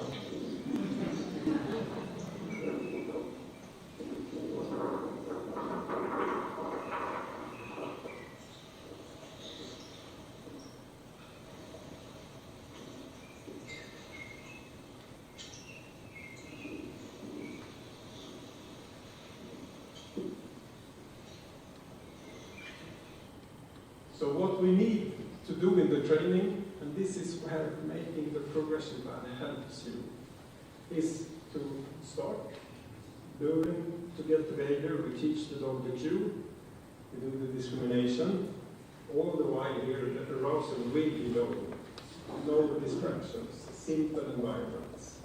But then we cannot go from there immediately to scenario-based training. Then the dog, and this happens a lot in the working dog work, where the handler is sent to a scenario-based training, and the dog gets out of position, and there are so many decoys and vehicles involved that they cannot stop. So they continue, and at the end the dog gets the bite. And is reinforced for behaviors that we actually want to punish. So before we do anything that looks like scenario-based training, we need to go through the other steps so the dog gets to learn to keep the behavior, like the sit down or transport, in a gradually higher state of arousal. And this is not more time consuming than just doing the trial and error, going to the scenario-based training, finding out that shit, it didn't work, and then going back to just doing the obedience on a green grass field. So we need, in between every training session, increase the arousal level a little bit, but in such small steps, the dog is not even noticing. And I think here is one difference between competition dogs and working dogs, at least from my experience, and that is that in competitions, people need a little bit more aroused dogs, because a dog with a very low arousal level will not perform behaviors fast and snappy. It will be slow. But on the other hand, in the working dog work, that doesn't matter. What matters there is that the dog can be silent and stay in the behavior for hours or days. So I think there we complement each other. So higher arousal dogs go to competition people, lower arousal dogs are usually preferred by the working dog handlers. And related to this, I would like to say a few words about overshadowing. Overshadowing is a phenomenon in animal learning and training where one stimulus becomes more salient or dominant than another. Chris. So, for example, how many meters away do you think the spaniel is when it catches odor of the explosives that is buried in the road?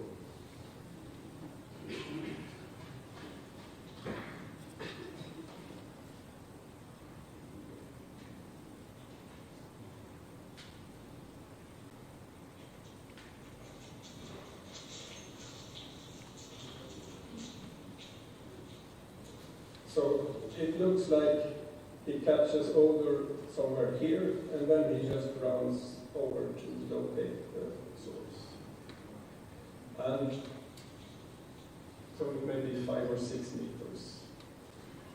And here, if I reward the dog, I am making a big mistake, because there are very few explosives that the dog can send from 5 or 6 meters away when they are buried in the ground and have been buried in the ground for a while. So what is more likely is that the dog is just indicating the disturbance in the ground where someone has been digging and burying the explosives. So this is an example of overshadowing. And this happens a lot, not only in detection dog training, but also in other types of training. That we think we reward one behavior, but we actually reward another one. Here is another example. The dog is sent to a car to search for explosives.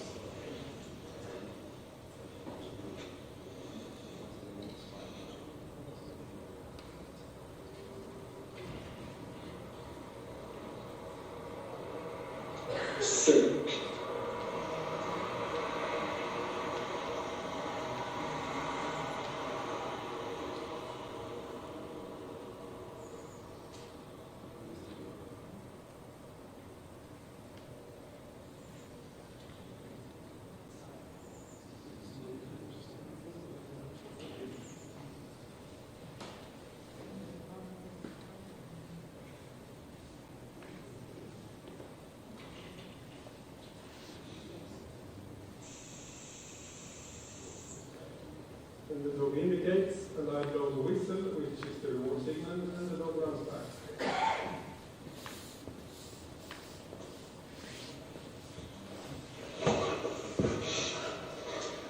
And here, I may think I reward a dog for the indication, because that's when I blow the whistle. But then it's almost 10 seconds before the dog comes back and gets the ball. So what we find out when we do this repeatedly is that the dog is actually rewarded for the recall. it associates running towards the handler with getting the board, not searching for explosives and indicators. And that is usually why we get problems with dog like in here when we start sending them further away than 100 meters. If we don't change the reward placement and reward the dog over there. So here I will have to spend the 30 calories and walk over there to reward the dog by the car instead of just blowing the whistle and going over. So if we can be disciplined and pay attention to which behaviors increase or decrease, that helps us avoiding problems with overshadowing. It also helps us avoiding problems where we punish or reinforce the wrong behaviors. But in order to do that, we need to keep training sessions short. It's not really possible to be very focused for more than 4 or 5 minutes. After that, we are focused on other things, and the dog will be reinforced for doing other behaviors than we intended. So the last thing I want to say today is this, that if you do exercises, whether it's detection, tracking, or obedience, where you are rewarding the dog almost every time, then it means you are here in boredom. Because your dog has become more skilled, but you have not increased the level of challenge. On the other hand, if your dog is almost never rewarded, then it probably means you have been increasing the level of challenge too quick. So what we should try to do is to stay in the flow challenge, and that's approximately where we increase the challenge of the exercises so that the dog is successful 50% of the time. So if you do tracking, aim for the dog being successful 50% of the time. If you do detection, we want the dog to find 50% of the hides. If you train the transport, we want the dog to be successful 50% of the transport repetitions. Otherwise, you're probably just wasting time. But if the dog is successful 50% of the time, you are at the board of what the dog can currently do.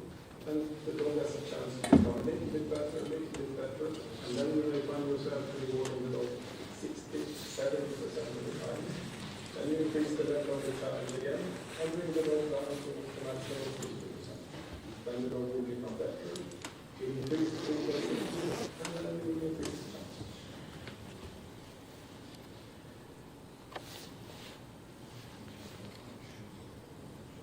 So please, if nothing else, remember this illustration of the flow. Thank you.